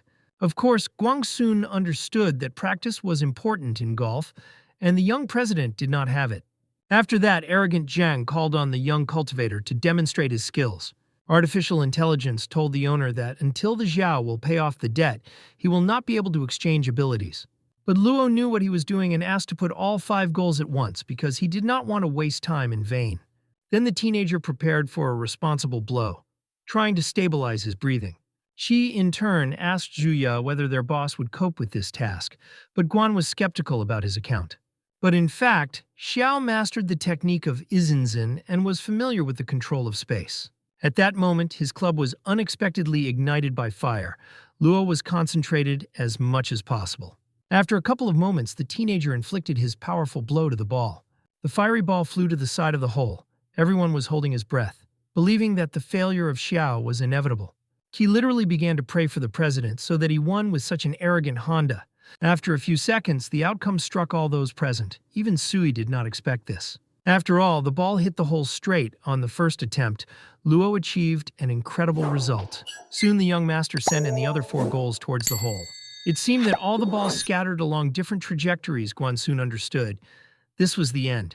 Zhang, in turn, prematurely began to rejoice at the loss of Xiao. However, he did not expect that, in course, all 5 goals would be in the hole. It was really amazing. Everyone was shocked by this outcome of the game.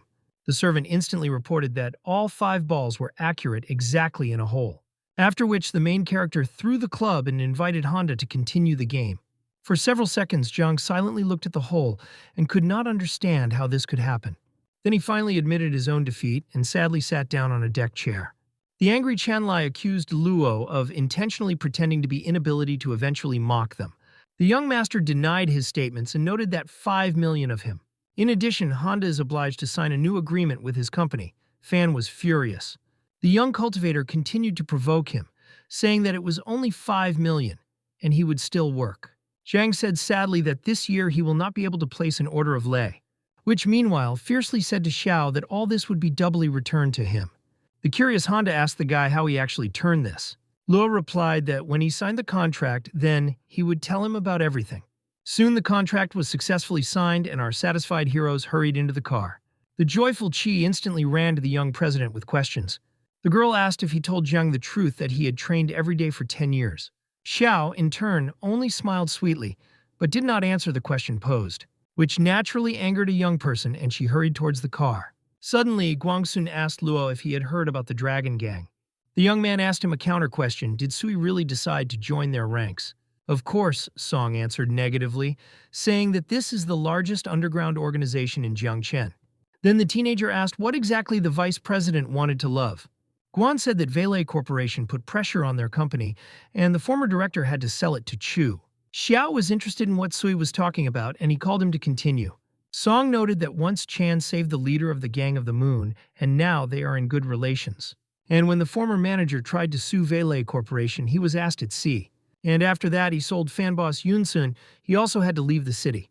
Luo felt a certain catch in his words and asked what Shu was driving at. Guansun opened his door to the car and asked him to make peace with Chanlei. because they could not cope with the dragon group. Xiao asked how he offers to do this. Was it really to sign an unequal contract?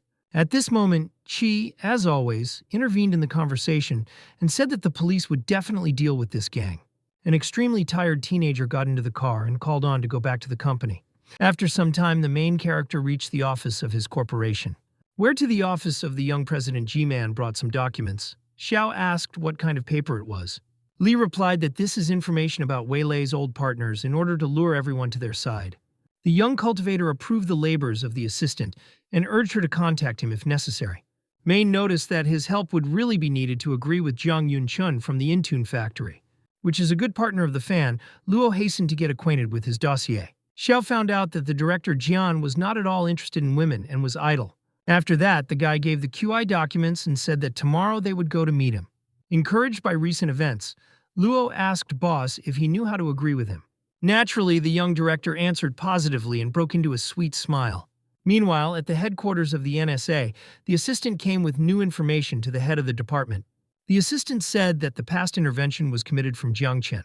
The boss ordered the agent to secretly send for special contact in order to lure him into their organization.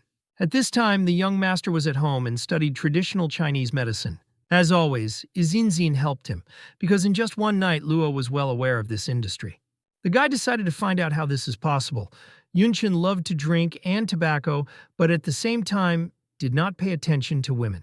The next day, they, along with inquisitive Qi, went to the Intune factory. The girl noted that the boss became a celebrity, and Jian could not refuse to meet. But Luo said that most likely he simply had no other options. Then he urged her not to pester with questions and see what Chun was doing. Entering the factory, the president's personal assistant led them to the office of the chief. Jean kindly invited them to his office, and our heroes went into the room. Yunchun sat in his chair and blurred in some kind of non-natural smile. However, the old man instantly accused the young man of vile tricks because the order of the head of Jiang was cancelled. She said that he should not be so hostile to them because they came to discuss one important matter.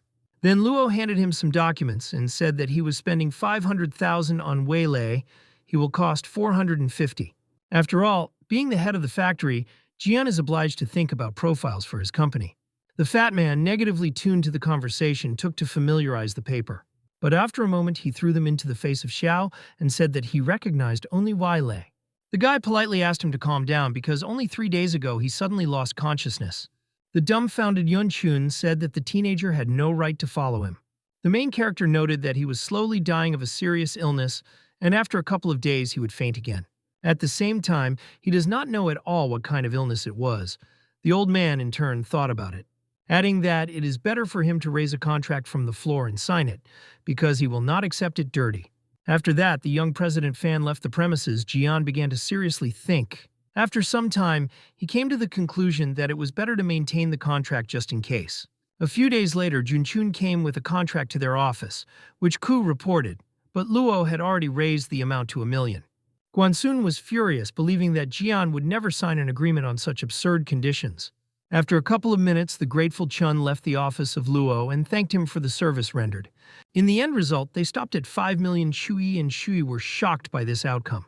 At night of the same day, but Shan called his friend and said that he had caught a mole in his company. The teenager instantly rushed to the office and asked Jiang how to do it. According to him, the traitor was Dunhai, who was lying on the floor, but said that he was working on a factory stove, and an ordinary worker would not have done it. The young man asked to untie him and give a chair.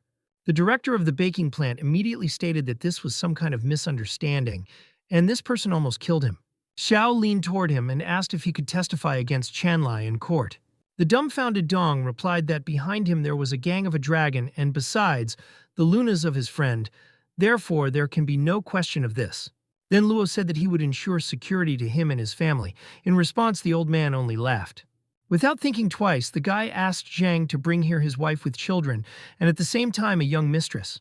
And only then did Dunhai realize and agreed to testify against Chanlai. What was a satisfactory answer for the young president of the company? Xiao also urged Shan to take several people for a court session, and he will act behind him. The next day, reporters were already under the court building and broadcast a public hearing on the lawsuit Fan against Chan. The main character called on Zhang naturally, saying that he will certainly help him. The young president himself watched what was happening from the cafe and hoped that today it would end. Artificial intelligence reminded the young cultivator that if he pays for the debt, he will be able to acquire the necessary skill. At that moment, Chanlin approached Xiao. The guy did not expect to meet her. Gu once again called on the teenager to cooperate with the police, assuring that this is for his good. Meanwhile, the hearing began, and the court called on the parties to supplement the information on the case. Chan's lawyer immediately stated that the plaintiff threatened his client, and the audio recording he provided is a fake. Shan asked to provide appropriate evidence about the forged record. Luo in the headphone and said that he holds well and should continue in the same spirit. Then the defender of the other side said that he had already provided an autopsy report, and the deceased really died of an overdose. Zhang in turn could not stand it and violently stated that he could put this report to himself much deeper. The court did not leave this expression without attention and called Shan to restraint. Xiao also asked his friend to calm down. Then he called for provoking a lawyer with the help of a fact about his wife, who left him to another. Zhang instantly asked for forgiveness from the court and promised to be more restrained in statements. At the same time, he recalled that after the autopsy, the court doctor suddenly resigned and left the city. In recent years, Jianbei has fabricated many false news, and his reports are not trustworthy. Chan's lawyer began to protest that at the moment the hearing is going on in a completely different case. But Shan said that everything he said was directly related to the matter, and he simply covers the guilty. Naturally, the defender's defender denied everything and said that he was carrying complete nonsense. Zhang continued to push Fu and say that he clearly has problems with the kidneys. An angry lawyer urged him to repeat what was said, then Shan pressed to a sore spot. Having stated that his wife could go to another precisely because of his renal failure, the defender literally went crazy and began to express his obscenely to yes. The court immediately called the defender to calm, so as not to violate discipline. However, He continued to insult Zhang, and meanwhile, conduct an inadequate dialogue with the judge. Finally, the court could not stand it and ordered the lawyer to immediately withdraw from the premises. A moment later, Fu realized that he had done and began to apologize to the court. Satisfied, Xiao closed his laptop, realizing that the case remained behind the small, and soon the Dragon Gang will cease its existence. Then he asked Lin whether her department was recruiting auxiliary police. At this time, in the city of Sayahai, in the house of the superstar Su Li, where it was, the girl was pre-actioned by the mirror, applying light makeup to her charming face. Suddenly, Little Bei ran to her and asked her about the young master. After all, she has not contacted him for a very long time and is worried about whether everything is fine with him. Su assured her that everything was in order with him, and he just works a lot.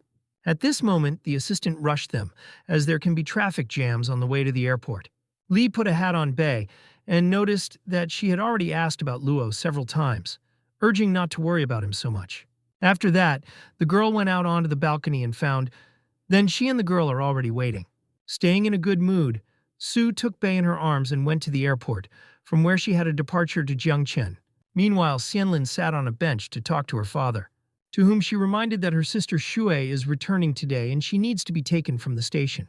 However, the forever busy father said that Xiao herself would find her and had already sent her personal belongings. Lin was bewilderment and began to scream that she spent 10 years in the mountains and she should not be left alone.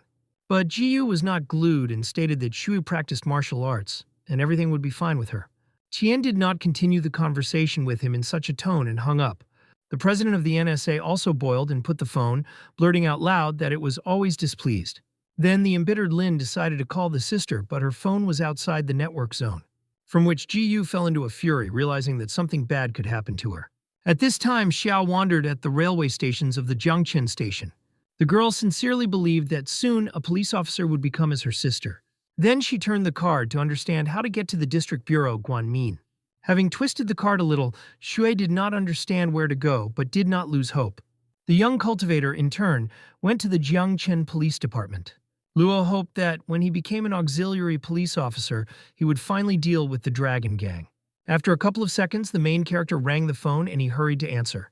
It was Yun Xun. The young master asked why he was calling and whether nothing happened. Chu asked a counterclaim whether Xiao would make him a company in the evening to have dinner. The guy understood that he could not refuse, but what boss wanted to talk about, Luo did not know. Thus he agreed and Xun made an appointment for 9 in the evening. At 8:30 in the evening, the young cultivator went to the pavilion of Chunhan, where Lan met him and kindly asked to go to the table to Mr. Chu. The main character went into the room, and Yun Xun immediately called him to his table. After all, since the young president went against Jiang, he needed to convince Sun Kuya not to touch Xiao. The teenager sat down at the table and asked what happened and why he called him at such a time. Without explaining anything, Shun poured tea to a young man and asked him to relax, enjoying a magic drink. After that, Luo asked if he knew about the existence of a dragon group, adding that they are engaged in the illegal business and their enemies usually do not live for a long time. Xiao asked if Chu was really in the gang and earnings in them with a lobbyist. The old man laughed and noticed that Sanquai would never have allowed this. Then he said that Luo needs to be revealed with him to avoid unnecessary problems. After all, now he is beyond his power. But when the guy becomes stronger and more influential, he will be able to destroy him. Xiao understood that before joining the police, he needed to protect his family. Finally, the teenager agreed to the terms of the boss, which he informed him Yunxun was pleased. At the same time, Sun said that at a young age the main patience, and he should not forget about it. Suddenly, the old man asked if Luo wanted to marry his daughter. The guy refused, saying that his career, first of all. After a certain time, the moon came to the restaurant and apologized for being late. Ku met him as a close relative and ordered Zuo to be immediately served. As a result, he sat down at the table and immediately paid attention to the young man. Dissatisfied, Sanquai asked why this insolent sits at the same table with them, adding that he unfortunately cannot deal with him in such a place and under Yuna. After that, Lun called the waitress and suddenly ordered 3 bottles of vodka. Intending to humiliate the teenager, the smiling Chu asked what Sanya conceived. Kui's expression changed dramatically, and Lun said that Shun wanted him to recognize the malts with his own. Then he will have to drink 2 bottles of one after another. At the time, a grave silence hung in the hall. Suddenly, the guy got up and said that he agreed to pass this test. Then he opened 2 bottles of vodka and looked at the moon with a menacing look. A moment later, the teenager knocked over 2 bottles at the same time and began to drink vodka. At that moment, the distraught Sanya broke the 3rd bottle on the head of Zhao. Kuei was shocked by such a result, because he used a huge amount of internal power, but Luo got off only a wound on his head. Lun wiped his hands and said, this is because he offended his younger brother, and the other 2 bottles of him as an apology. In fact, due to the constant coverage of internal power from Isenjin, the guy was able to withstand the blow. Washing up with blood, the protagonist asked the head of the dragon gang whether he was pleased. Sankui understood that he alone could not cope with the mals, which means that it was necessary to resort to another option. The young master suddenly thanked the moon for hospitality and hurried to the exit, having stated that he is enough for today, especially since he still has urgent matters. Chu, in turn, asked his friend not to touch Xiao anymore. Kuei promised not to do this. Soon their meeting came to an end, and Lun also went to his car. In the car, he told his people that tomorrow they would be excluded from the group. The dumbfounded Dawan asked what they were guilty of him, that he wants to drive them out. Lanbao was disturbed by the fact that boss Sanya was too respectful about Chu. Lun, in turn, ordered them to immediately eliminate Luo and the ET of traces. And the rest is not their mind. The guys immediately fell silent and went on the road. The young president, meanwhile, returned home and bandaged the wound on his head, not understanding why Kuei wants to kill him. A few minutes later, he received the next call from Qianlin. Gear reported that tomorrow a girl will come to him, whom he had saved not so long ago. Xiao was pleased to realize that she found her parents and she finally was fine.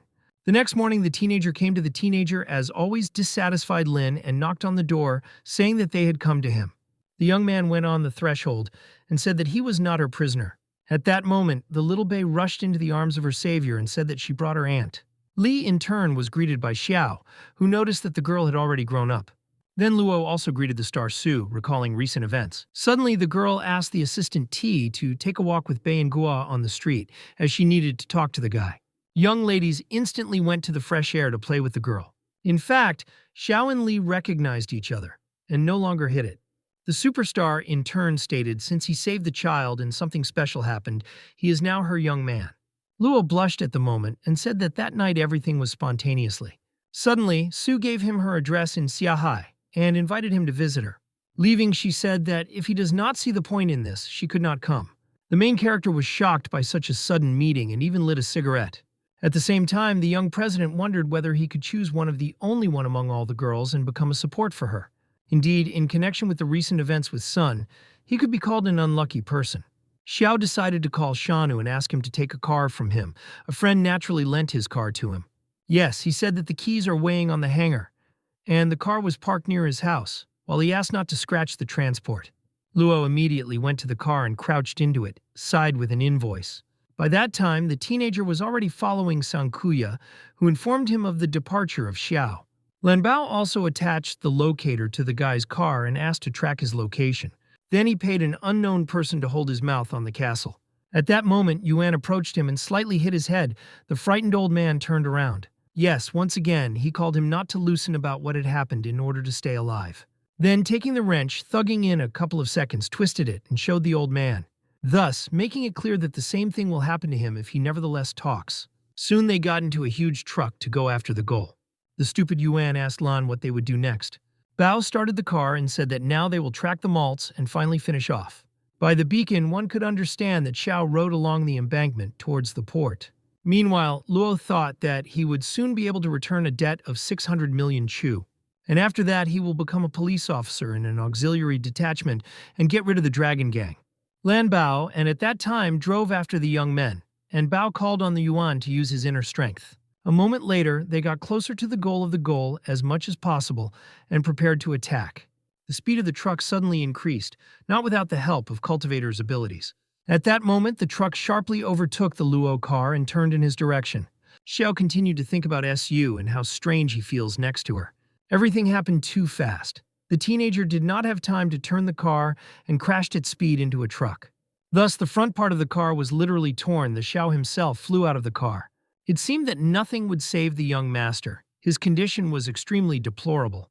Lan immediately ordered the healthy man to kill the young man. Yuan headed towards the guy, Thunder, and stood over the main character and said that he had to live a couple of seconds. After which, Yuan rushed to the young cultivator and hurried to deliver the last blow. However, the young master managed to grab his hand and apply his skills, with the help of which he managed to dodge the attack. Yes, the thug was shocked by the skills of Luo. Then Xiao held a lightning series of painful strokes to the near Yuan. Meanwhile, in the second hand, the teenager concentrated most of the internal energy. As a result, he attacked Verzel and struck his body, which was a deadly blow for him. Thus, the bloodied and instantly collapsed onto the asphalt, not showing signs of life. Luo, in turn, smiled and began to provoke Lanbei in every way, which was simply dumbfounded by such an incredible force of Xiao, but the order of the moon had to be fulfilled. Then he took out his knife and said that the guy could not resist him. A moment later, Bei rushed towards Luo. The master again began to concentrate energy in his hand. However, the cultivator threw a dagger at him and ran to a bloodied friend. The young man managed to dodge, and the knife landed in a man who decided to help, as he saw an accident on the road. Len at that time dragged the wounded body of Dajian towards his truck. Bao did not know whether he could help him, but it was impossible to leave traces. People immediately ran out of cars to find out if the survivors of the accident. Artificial intelligence strongly recommended that the owner cure 10,000. However, Xiao asked him to cure only his legs so that he could rise independently. At that moment, one of the passing by running out of the car and found Luo. The guy, in turn, instantly informed the salvation service of what happened. The young man was again in the hospital. The stranger volunteered to help him and brought a little food, since at the moment there was none of the close ones. Suddenly, someone knocked on them in the ward. Xiao did not know who it could be. Suddenly, a police officer arbitrarily opened the door and entered the room. He stated that he would like to talk to his son about the incident. The dumbfounded guy put a plate with food on a chest and indignantly moved towards a law enforcement officer, having stated that he is actually not his father, and he was only 22 years old. A few days later, the main character went to the Guanmin Police Bureau.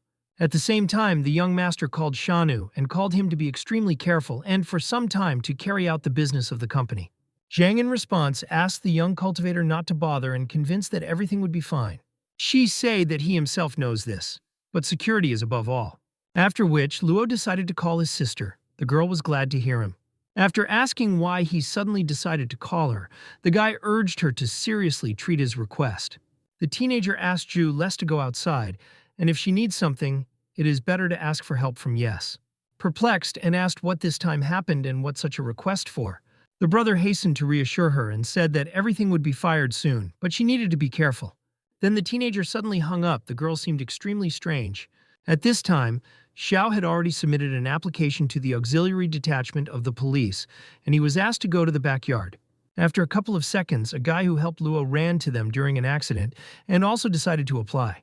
The police officer noticed that the set was up to 25 years and it was necessary to come earlier. An extremely indignant young man said that he was only 22 years old, after which he threw his passport on the policeman table.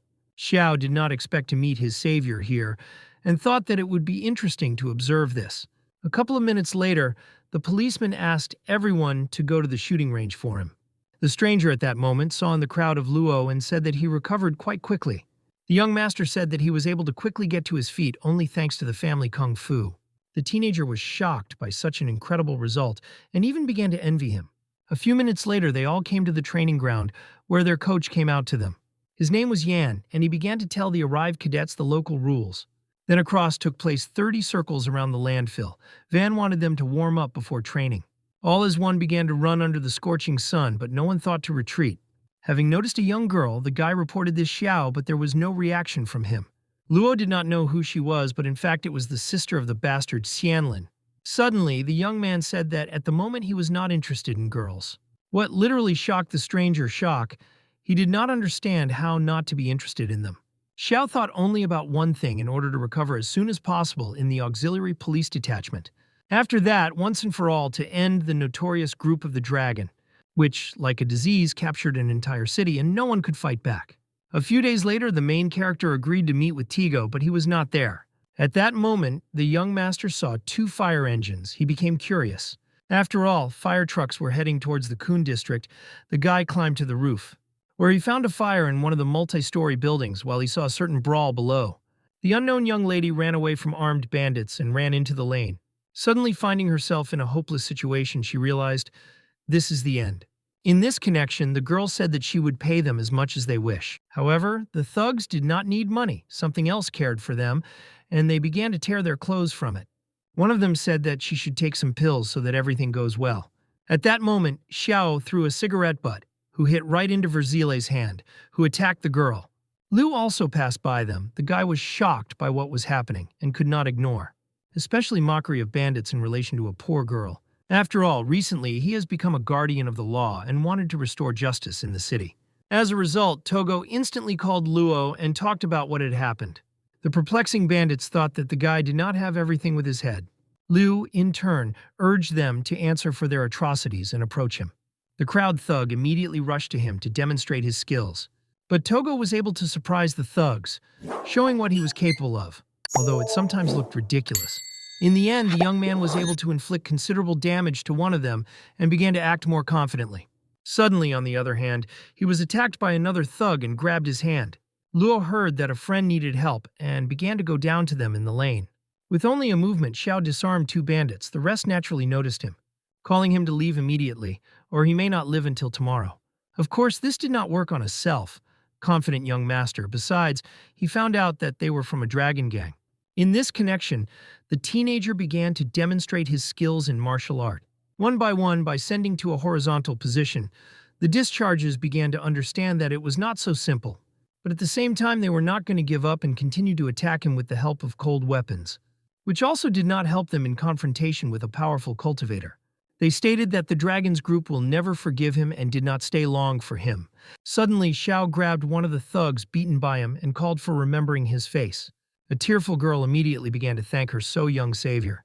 At this moment, the system accrued a considerable number of points for the act of the owner. Unexpectedly, Luo took off his jacket. Then he asked the young lady to hide in them. The girl again thanked him for his help. Then the guy called on Togo quickly to leave the scene, but Liu decided to mock the bandits. He began to photograph their beaten faces and said that everyone would like it. Also, a friend of Xiao said that he had found something special in the Hun area, but Luo called him to discuss this in a deserted place. At that moment, the girl threw the savior's jacket over herself and chased after him. The protagonist asked what she needed and why she got behind them. The young lady called Jin Li. The girl, in turn, was extremely pitying to ask for them in the company. The young master urged her to go home, as they simply restored justice. However, the young lady said that in fact she had neither a family nor at home. Her parents died early, and she came to Jianqian with her boyfriend to get a job. But he was addicted to gambling, and as a result lost all their savings, after which he sold it to the Dragon Gang for 2 weeks. And terrible members of the group forced her to drink with clients in the Kun area and beat her.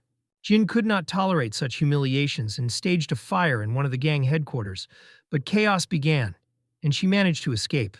The dumbfounded Tego asked, was it really that she had a fire in a high-rise building? The girl answered positively and once again asked to take her to her. The amorous Lee instantly approached her and said that he would do everything possible to help her. But the young cultivator urged him to come to his senses and not to do hasty actions.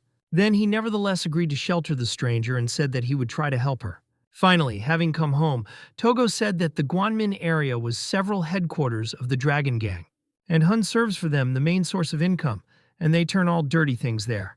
Xiao suggested that or could know about some frauds of the group and it needs to be asked about it. At that moment, Jin left the bathroom and thanked that Luo gave her the opportunity to wash. The teenager noticed that while she was like his sister's clothes, and tomorrow he would bring her a new one. The girl said that he should not worry so much about her and everything is fine. Artificial intelligence began to tell the owner that he made the right choice, that he let this beauty into his house. Xiao, on the other hand, asked Li what substance the thugs from the group gave her in the lane. But Jin claimed that she had no idea about this, because she was immediately sent to the Hong area, and when she woke up, she began to severely beat her and even poured something. At the same time, among the gang members, there was often conversations about drugs. They gave the girl some pills so that it was easier to manage them. Luo apologized that she had to recall this horror again. Jin sighed sadly and said that it was bad, because this nightmare would still remain with her for life. Also, a young lady told him about all the terrifying things that happened to her in Huna. Every day she wanted to commit suicide, but she kept her last strength. At that moment, Li burst into tears again and asked such a strong young man to kill them all. The guy immediately began to calm her down and promised to fulfill her request. After all, he himself had long intended to destroy this damn dragon gang. Suddenly, Tego said that in fact, Xiao also suffered from this group. The main character noted that this is true, but he does not want to talk about it. In addition, this is a long story, but Lu and Li asked him to tell about what happened. The young president said that one day, by mistake, he helped some people and thereby crossed the road to this gang. But he did not know this. Initially, their goal was only he, but after everything turned upside down. Subsequently, what they harmed his girlfriend, the consequences were terrible. The girl barely survived and at the same time lost her memory. At the moment, she never remembered him. And that is why the young cultivator intends to eliminate the dragon group, whatever it costs him. Jin confidently stated that she would definitely support him in this difficult matter. Tigo also promised to do everything possible for this and help his friend. At that moment, the girl suddenly clouded his mind and she felt uneasy. Her coordination of movements markedly gave a failure and her head was very dizzy. Xiao, in turn, helped to sit on her sofa and asked what happened. Li replied that most likely she flew into the bathroom and she had a slight dizziness. Luo invited her to relax a bit and then stayed in the newspaper. The young lady was grateful to the teenager. As a result, the girl wished everyone good night and went to lie down on the bed. Suddenly, artificial intelligence appeared and stated that he had a conversation to the owner. The system assistant said that after close contact with Jin, he realized what problems she had. Xiao noticed that it was not difficult to guess about this, since she only recently escaped from the Hun region and she was pumped with drugs. The next day, Li kindly brought a cup of tea to the guy to the room. The young lady put the mug on the table and once again she led to the side. The girl was again dizzy and Jin almost lost consciousness. Luo noticed this in a timely manner and arrived in time for help, grabbing her by the waist. Li thanked her savior. The teenager in response only smiled sweetly. At that moment, the door opened Togo and greeted the girl with his friend. A rather curious picture appeared in front of him, and Liu misunderstood everything, in connection with which he said that he would wait for them outside and hasten to close the door from the back. Naturally, Xiao began to explain Jin that Togo simply joked and did not mean anything bad. An excited girl noted that Liu really did not think about that. The young man urged her not to worry about it and asked to relax, saying that he would do everything now. This time, Jin understood everything incorrectly and thought that they were familiar with only a couple of days. Then she suddenly said that she was actually ready and agreed to do it. The perplexed Xiao asked what she was talking about and what she was ready for. Then he began to measure her pulse. The girl blushed and fell silent at the moment. After a couple of seconds, she nevertheless said that he would not pay attention to her and continue to measure the pulse. However, the teenager noticed that the pulse Li is quite suspicious. This caused some suspicions. Luo, in turn, began to analyze what is happening to her and in what condition she is. The pulse of Jin was frequent, and the veins were expanded. It also had problems with blood flow. At the same time, I periodically experienced heat due to an excess of yang energy. But outside the cold was felt from yin energy. Xiao decided that this was the effect of the drug that stimulates the body. The system assistant again suddenly appeared and said that his diagnosis is true. In this connection, the main character asked him to see if he had drugs in her body. But the software assistant said that these substances have already disappeared into it. At the same time, neurons in the brain were damaged, and she needed the next dose of this drug. Otherwise, this will cause dizziness again. In this way, it was possible to conclude it has a drug addiction. Then the young master realized that the bandits deliberately pumped up her substance so that she would not escape from them. Thus, thugs from the Dragon Group controlled girls with drugs. The young cultivator asked artificial intelligence whether it was possible to cure it. The system assistant showed the book and said that if he pays 2,000 points, he will heal the girl with the help of this treatise. Luo instantly grabbed a book from his hands and said that he was buying it. A moment later, a flaming needle appeared in his hand. The guy began to act. As a result, Xiao began to chop the needle to various points on the body of Jin. She was extremely unpleasant, but it was necessary to endure it to finally get rid of the breaking. Her body shook and once again enveloped the heat. Li closed her eyes, trying to fight the disease. Suddenly, the young lady said that she was very hot. Luo continued to pierce points. The software assistant noticed that it was necessary to prick in the renal channel to allow blood to flow down and facilitate the effect of the drug. Finally, Xiao began to pierce the girl's leg, and the procedure was successfully completed. It seemed that the girl was unconscious. The teenager was waiting for the result after acupuncture. Artificial intelligence said that the guy did everything right, and soon it would become easier for her. Luo also mentally called on to hold on, as there was little left. A certain time Jin slept and accordingly did not recover. The system assistant was looking forward to when she woke up to make sure that they did everything right. But Xiao unexpectedly wanted to change the appearance of the old man, about which he asked him. An extremely displeased program assistant replied that the owner can use the system store. Luo immediately went in search of a suitable skin for his assistant. The first option was not very beautiful, and the guy did not want a Pikachu system. The dog also did not cause a storm of emotions in him, and the teenager began to look for further appearance for the program. But the next skin of Panda was even more disgusting than the rest, and Xiao thought. At the same time, the function of the random external image of the system was too expensive. Thus, Luo chose a dog, although he was not eager to constantly see a dog in front of him. Artificial intelligence was dissatisfied with this option and urged the owner to change the image. Xiao smiled and said that he did not want to spend points on some skins. Then he went to the corridor to Togo, who immediately asked why they finished so quickly. Then he smiled maliciously and invited a friend to show a couple of effective techniques. The indignant Luo said that he was just trying to cure her from drug addiction. Soon they finally went into the room, and Xiao said that this substance is extremely dangerous. Suddenly, Liu remembered when he went on the instructions of Luo to the headquarters in the Kun area. The next night the truck arrived, it became extremely curious for him what was happening there. Tigo saw how people in chemical defense costumes unloaded some boxes. At that moment, one of the test tubes fell to the ground and crashed, but they did not notice it. And Liu waited when they finished, and carefully raised a pill that fell out of the test tube. The guy carefully took out this capsule with a handkerchief and asked his friend if it was interesting for him to know what it was. The main character took a pill and suggested that it was such a drug that is now poisoning the body Li. Then the young master asked the system assistant to scan the pill for the ingredients.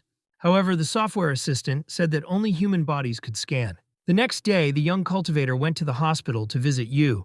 He also asked his sister to find out more about the pill. Xiao went into the ward to a girl who never came to his senses. Luo quietly laid flowers on a chest of drawers. Then he said that he would definitely take revenge on them to all, because Sun does not deserve such a life. Leaving the ward, the teenager stumbled upon the dissatisfied Ju and stated that she was almost killed, because she asked a colleague in the laboratory to check the tablet and almost informed the head physician to her. Xiao, on the other hand, began to read the results of the analysis and was shocked by its contents. Zoe said that this drug is prohibited to spread and special control is underway. This drug caused addiction and gradually destroyed the neurons of the brain, which was quite dangerous. The sister urged her brother to stay away from these substances and in no case to consume. Luo assured her that he was not really engaged in such a thing and checked it for a friend.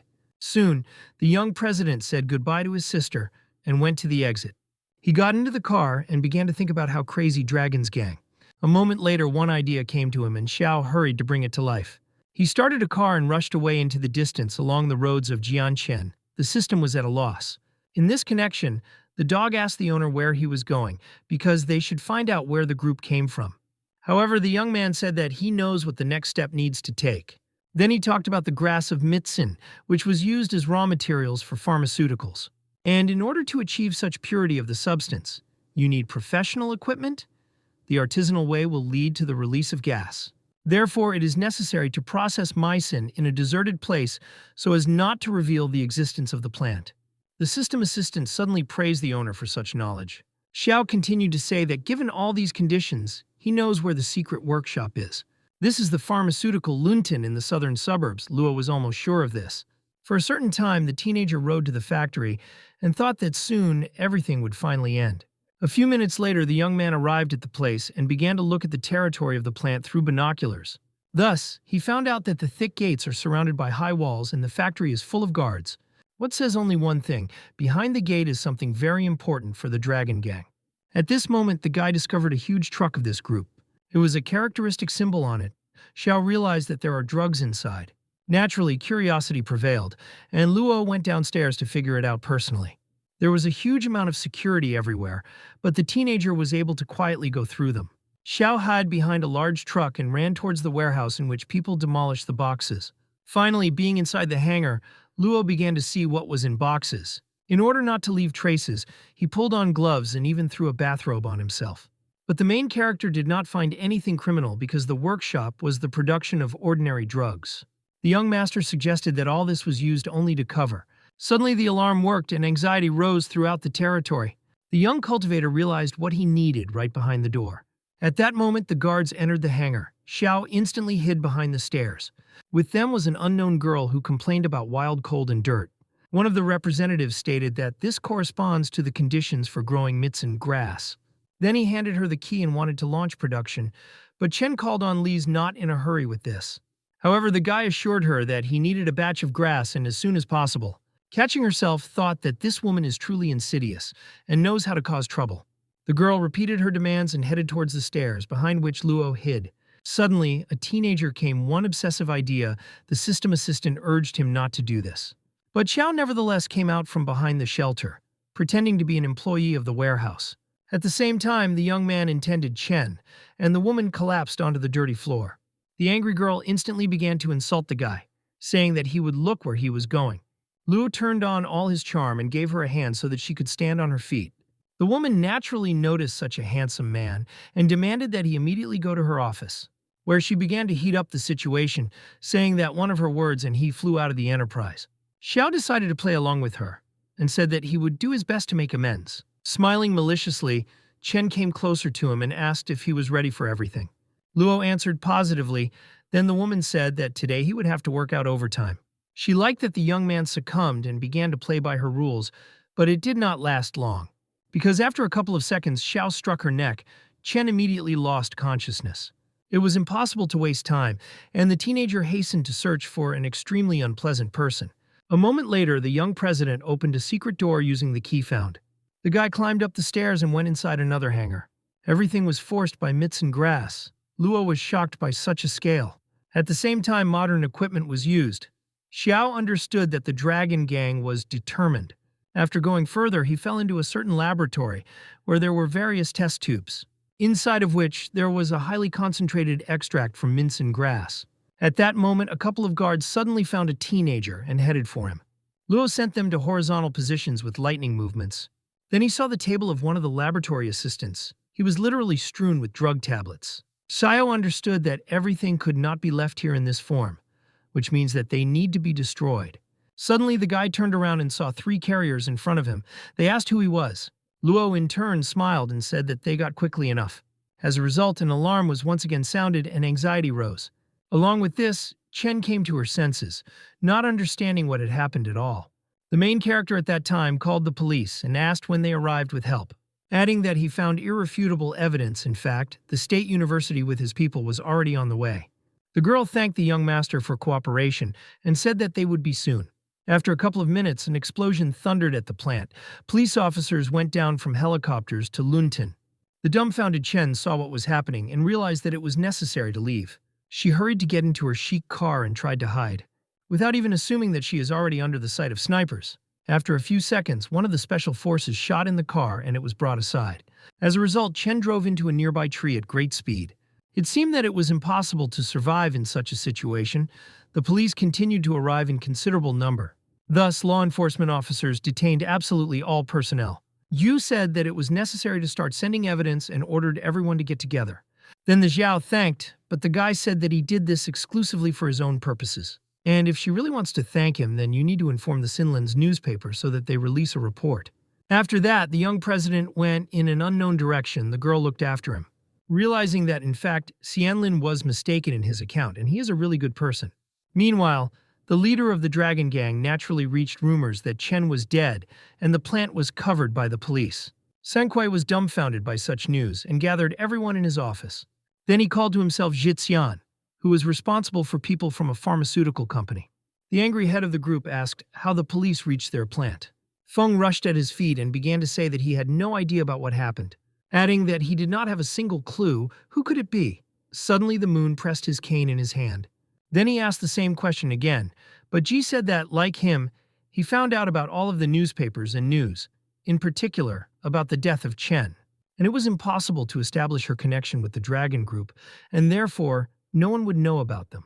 But Sanya demanded that he remove the entire top of a pharmaceutical company, since they do not need problems.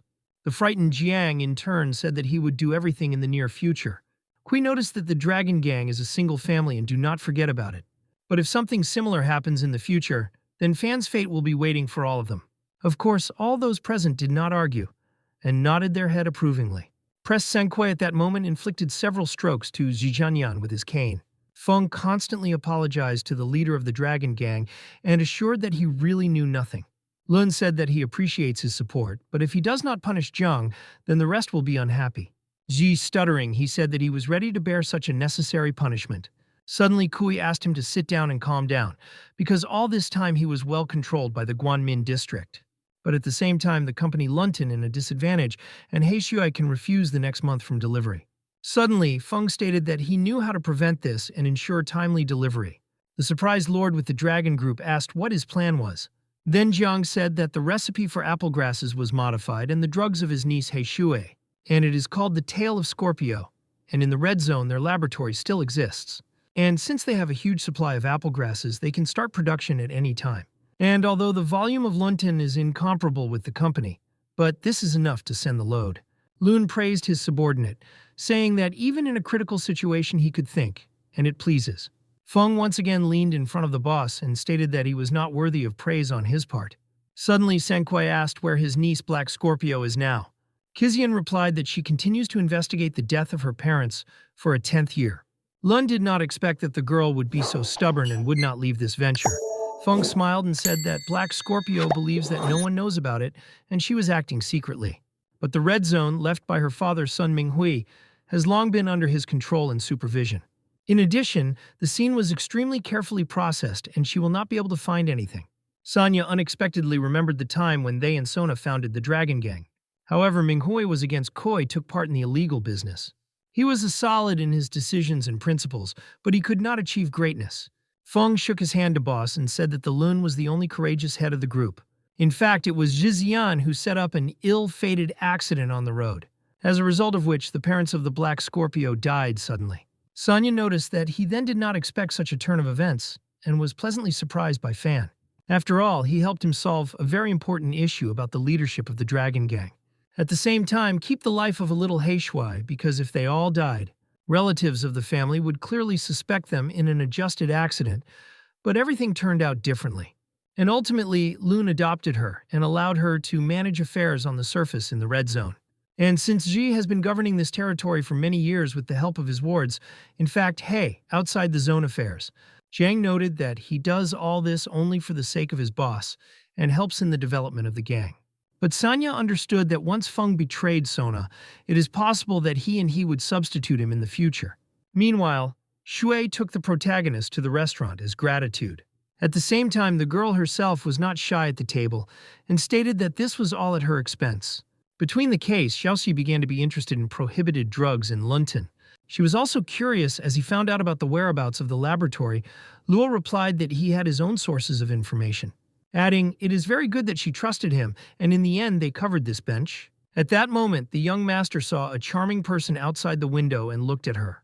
But he, first of all, was not interested in the appearance of the girl, but her strong internal energy. It was Heishui, she called Fan, and asked to look after the red zone as she went with a friend on a trip. At this time, members of the Dragon Gang burst into the house of the young cultivator. Tao said that no one has the right to write various nasty things about the grouping. In this connection, the thugs began to destroy everything in the house, whether the frightened was sitting on the floor. As soon as she called her infidificent savior, she immediately grabbed her. However, at the same time, Jin managed to inform the young master about what happened. The bandits, in turn, began to beat and mock the poor girl in every way. Tao said that she did not have a chance to run away from them and soon she would return to her direct duties. But he did not understand why drug addiction was not manifested in Lee. At that moment, Togo ran into the apartment and ordered them to stop atrocities, at the same time threatening with physical reproduction, which naturally only made fun of the thugs. One of the members of the dragon group said that it was this person who took Jin. Ji immediately rushed towards Liu, trying to have a psychological effect on him. But intimidation did not work on a brave teenager who began to resist the bandits. Subsequently, Tigo began to apply his ridiculous blows, which once again made everyone laugh. Tayo instantly calmed Liu and hit him in the face. The young man collapsed to the floor. Ji in turn believed that he was a kind of master of martial arts, but it turned out not so. After a couple of minutes, a young cultivator ran into the apartment and asked what they were doing. One of the gang members stated that this guy is really extremely dangerous. Then Tao switched to Xiao and said that he would no longer write about their organization of stupidity. But Luo had a completely different opinion, which confidently stated him in response. Ji immediately held a lightning attack, but could not harm the teenager. At a certain moment, he grabbed his hand, which greatly surprised the Glovores. Suddenly, the main character noted that his kung fu was not on top, and he should have training more. Then Tao realized that he was a warrior of internal energy, as evidenced by his blue aura. However, even in such a situation, Ji was not going to retreat, and stated that he had something to surprise him. Xiao smiled and called not to disappoint, because while his skills were clearly not enough for a decent resistance. After that, Luo specially released Tao to give him the opportunity to prepare for the battle. Ji, in turn, took advantage of the technique of Silver Python, who flew out of his hand. But as before, Xiao easily and naturally restrained his ridiculous attempts. The member of the dragon group was simply shocked by the incredible power of the malts. Upon learning of one of the special techniques of the guy, Tao asked how he managed to master her. Naturally, Luo was not going to answer his questions and continued to demonstrate his superiority. For a long time, Xiao brutally beat the arrogant He, realizing that he was not an equal to him. Then the teenager said that in fact, this article is only the beginning and they are waiting for a much worse outcome. He also intends to reveal the public all their crimes and destroy the dragon gang. After that, the cultivator urged him to take his people and leave the apartment. Soon, Luo calmly sat down at the table and talked with the system assistant about the nuances of internal energy. After all, a man with a scam possessed a special skill, but at the same time, he was not too strong. The dog noted that this is due to its ability to change their muscles, and this ability is an earthly level. And at the moment, its level is equal to improvement, which was a pretty good result. But Xiao wanted more. The program assistant said that he needed to train more. After all, only in real battle can you improve and switch to the next stage of development. And if he really wants to destroy the dragon gang, practice needs to be started immediately. Meanwhile, Black Scorpio and Bao came to the grave of her parents. The guy bowed low to the monument and said that he and Heishui are doing well. And their daughter is now called the sister of Black Scorpio, and he is like her younger brother. From such statements, the girl came into rabies and expressed her indignation. The young lady herself vowed that she would certainly find the perpetrators in their death. Then he and Bao got into the car, and the guy asked if she would really continue the investigation. Hey, answered positively. The young man also told her that he had failed, and now he would rely on her. But Shui did not see a special problem in this, because sooner or later Sankuai will come to her for help. At that moment, Bao rang the phone. It was Zizian, which was strange. Black Scorpio asked him to pick up the phone, but not to say that they were together. The guy answered the call, and Feng ordered him to look after Lan Bao. Of course, the teenager agreed. At the same time, he ordered one of his wards to watch him. The next day, the members of the dragon group went on the road, discussing the fact that the head of Sankuai still trusted him, and they should not let him down.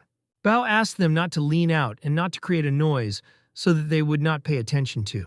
He himself was grief about the death of his friend Yuan. Besides, Xiao was really stronger. In this connection, hatred of Luo grew every day. Lan wanted to take revenge on him. Getting out of the car, the guy still could not calm down and constantly thought about revenge. Suddenly, he saw a young master in front of him who left the newspaper editorial building. Lan Bao tried to pretend as if he had not seen him and rushed in a different direction. However, the young cultivator saw him and said that he should not have come here. The accomplices of Bao instantly ran to his aid and ordered Luo not to touch their brother. The main character was as always confident in himself and prepared to teach them a lesson. Lan at this time finally overcome his fear and turned to the teenager, having stated that the last time he found him by surprise, but today he will pay for it. Bao's hand suddenly ignited with the help of internal energy, but this did not save him, because Xiao read all his actions and understood what exactly to expect from him. Lan Bao, in turn, rushed towards Luo, trying to strike at the lower body. The gang members naturally supported the cultivator in his decision but stood behind him. The young master waited absolutely calmly while Bao would get closer to him. But when he landed, he suddenly realized that he could not resist the young man and asked to let his younger brother go. Xiao was shocked by the fact that at the most crucial moment he changed his mind. Then he said that he would let him go, but he needs to answer some questions. Lan Bao immediately ordered his ward to wait for him in the car while he spoke with Luo. Xiao asked who actually sent him. The perplexed Bao asked a counter-question. Did he really not know who had crossed the road? The guy grabbed him in the ear and called for an answer. Then the frightened Lei said that it was Feng, since Zhizian is responsible for affairs in the Red District where Lunton was located. Luo also asked how much he knew about the drugs used by the Dragon Gang. At that moment, someone hid among the trees and hurried to take a picture, where it was clearly visible that instead of a showdown, Bao calmly spoke with the enemy, understanding that Jiang was right and Lan should be eliminated for such a betrayal. After meeting with the main opponent of the group, the guy returned to the headquarters. Running into the room, he stated that their affairs were extremely bad and they should run away. Kizian in turn asked how things were with his task. After a moment, the teenager was seized by Feng's bodyguards. Bao realized that he had been declassified. In this connection, he began to strictly ask for forgiveness from the boss, saying that he misunderstood him. Zhang ordered him to tell everything that he knows about him, Lei answered. His name is Xiao Luo. At the same time, he is the president of Luo Fan and for a long time offended by their gang. And once they sent them with Yuan to kill him, but the guy was too strong, adding that he really can't compare with him in combat skill. Zhai smiled and said that very soon he would need his help. Lan Bao immediately stated that he would do everything possible and, if necessary, will find more information about him. However, Feng said that everything was much simpler, after which he instructed him a gun. After a couple of seconds, Zhang shot Bao's head with the words that he lent him his life. Then he ordered his people to inform the chapter that Lan failed the task and killed him. By that time, Black Scorpio met with his man who had investigated the accident. The girl, in turn, asked if there was something unusual in this matter.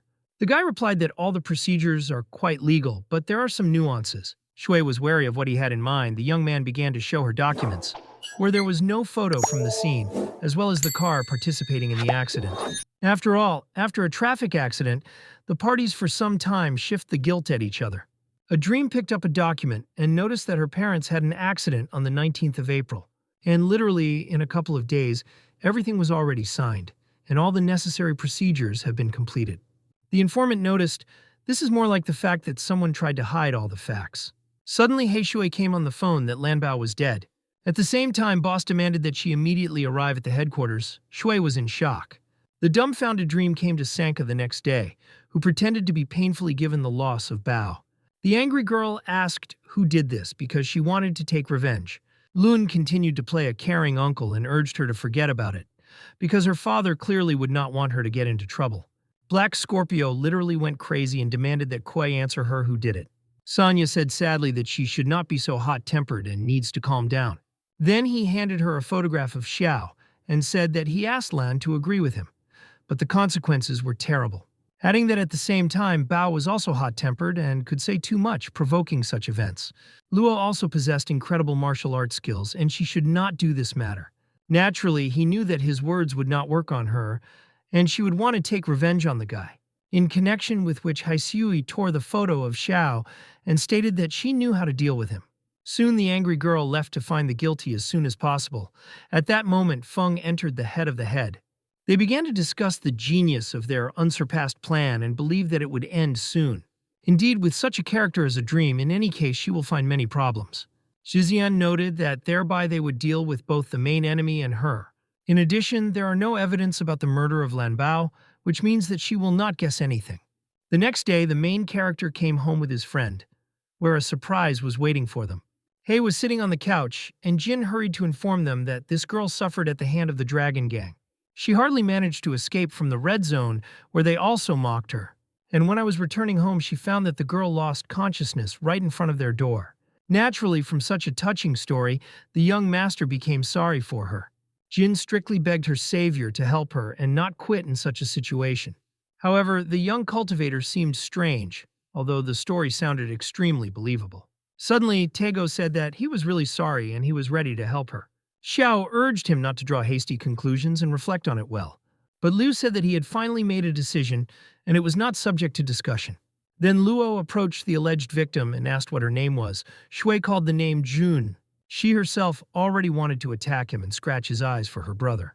The system assistant was at a loss that his master simply agreed.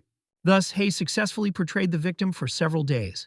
The young president needed to leave for business, and he decided to notify Joe about it. As a result, the young man approached the girl and reported his care. It seemed that nothing strange happened. But as soon as the door slammed behind him, the black scorpion looked at his workplace. Then she jumped sharply and rushed into the office of her main enemy. Hei Shui decided to see the documents on the computer to find out his secrets. A moment later, Luo suddenly returned and quietly went into the room. Seeing the Jun at his table, he asked what she was doing. The girl answered. Allegedly, Liu asked her to see some documents. Xiao smiled and said that there was a password on the computer and volunteered to help her with it. Black Scorpio answered him with the same cute smile and called for saying a password. The guy immediately brought her to the laptop and asked to remember the password so that there was no longer such a situation. At the same time, in a completely unexpected way, he began to touch her wrist bracelet. Then he completely grabbed the waist, as if looking for microphones and wiretap on it. But I didn't find anything. The girl, in turn, began to object to him. Her hand was instantly ignited by magical inner energy. At the same time, the Black Scorpio tried to control herself and asked the protagonist to do nothing rash. The young master asked her forgiveness, saying that she was too beautiful and he could not resist. What only once again confirmed her guesses that he was a womanizer. The system assistant asked when he managed to become so loving. In fact, the young cultivator wanted to measure her pulse because she claimed that she lived in the red zone. But he never found the same symptoms that Jin, which means does not have drug addiction. In addition, she had an instinctive emission of the true energy of Qi. And the bracelet on the wrist of the young person looked quite familiar. Xiao could not remember where he saw him. Zhou was increasingly interested in the real personality. That same night, the Black Scorpio made her way to the company's office through the window. She had the poison of the tail of Scorpio in the test tube, which was an extremely dangerous substance. And even if you do not drink water where Hei poured poison, toxin will still fly in the air. But it was at that moment that Luo turned on the light in the office and went to his office. The smiling young man noticed that it was already so late, and she continues to help them at work. Shui, in turn, asked what he was doing in the company at such a late hour. The teenager urged not to leave her from the answer, because he was the first to ask her this question. After which, Xiao began to tell her that there were no drugs in her body. At the same time, she has true QE, which means that she is not from the red district. Suddenly, the Black Scorpion attacked its worst enemy, saying that he had to die for a long time. Luo easily blocked all her attempts and grabbed the hand. The girl did not expect such a turn. Suddenly, Hei bounced to the side, demonstrating her abilities, but never impressed Xiao. The shocked Shui finally realized that the guy was really stronger than her. The young master, in turn, grabbed her neck and urged her to work more diligent. Realizing that she could not defeat him, the girl began to strictly ask her to let her go. Luo at the same moment stepped back and stated that he would not touch Hei. The girl pretended not to understand what the young man was talking about. But Xiao continued to call her a real name and said that she was Sankuya's niece. At the same time, he was aware of her code name, Black Scorpio. Shui was in shock. Soon, the teenager presented her with a folder with certain documents and noticed that it would be useful for her to read it. The dream took the folder in her hands, trying to understand what this man actually conceived. As it turned out later, this was the same information that she had been looking for so long. With all the photos and reports, the girl was shocked by such a turn of events. Hei Shui did not know if he could believe him, and whether all this was true because he could fabricate all the evidence. Then the protagonist told about what actually happened to her parents. And as the driver guilty in the accident, the driver died the day after the incident, where the Dragon Gang car also lit up. And soon the investigator who conducted this case was found dead inside his house. The young master finally stated that Zizian was to blame for everything. It was he who tuned the accident. In fact, the Black Scorpio previously believed that Feng could be involved in the death of her parents, but he was faithful to her father. The young cultivator insisted that she take a closer look at Jiang. At the same time, the teenager urged her to temporarily declare a truce between them. However, Heishui said that she would definitely return to him and take revenge. The perplexing Xiao could not understand why she had such a bad character. Shui immediately returned him a folder with irrefutable evidence and headed for the exit. But the young president threw her back on the folder and urged not to be so impulsive. The girl caught the documents and still hurried to leave this location. The system assistant asked his owner to tell her the whole truth so that she had no questions. But Luo said that these were her parents and she needed to figure it out herself. The Black Scorpio itself did not waste time and went to the Red District. In order to finally find out the truth from Qi Xian, having parked near the building, Shui got out of the car. Entering the office, He asked the guard where Feng was located. The employee replied that he was in his office. At the same moment, he called the boss and reported that a dream was heading for him. What made Jiang carefully reflect because she had a special task. Together with Zhao, but apparently something went wrong. Or she completed the mission too quickly. After a couple of minutes, the doors swung open and Jui greeted Jui joyful. He immediately asked him the question of what actually happened to her parents on the day of the accident. Feng once again repeated that he had already shown her a report, but she would pour him for 10 years. Black Scorpio boiled at the moment and threw a folder into it with evidence of his guilt. Then she said menacingly that he took advantage of his connections and classified the murder into an accident. Then he closed the case and carefully figured out all its participants. Kizian, in turn, began to smile and threw back the folder with the documents to the side. After saying that it is better not to touch some things, the more many years have already passed. The angry Shui demanded that he finally admit a crime. Feng calmly leaned back in his chair and stated that since she was investigating everything, it was no longer any reason to hide it. And he really arranged an accident because of personal interests, despite the fact that her father considered him his confidant.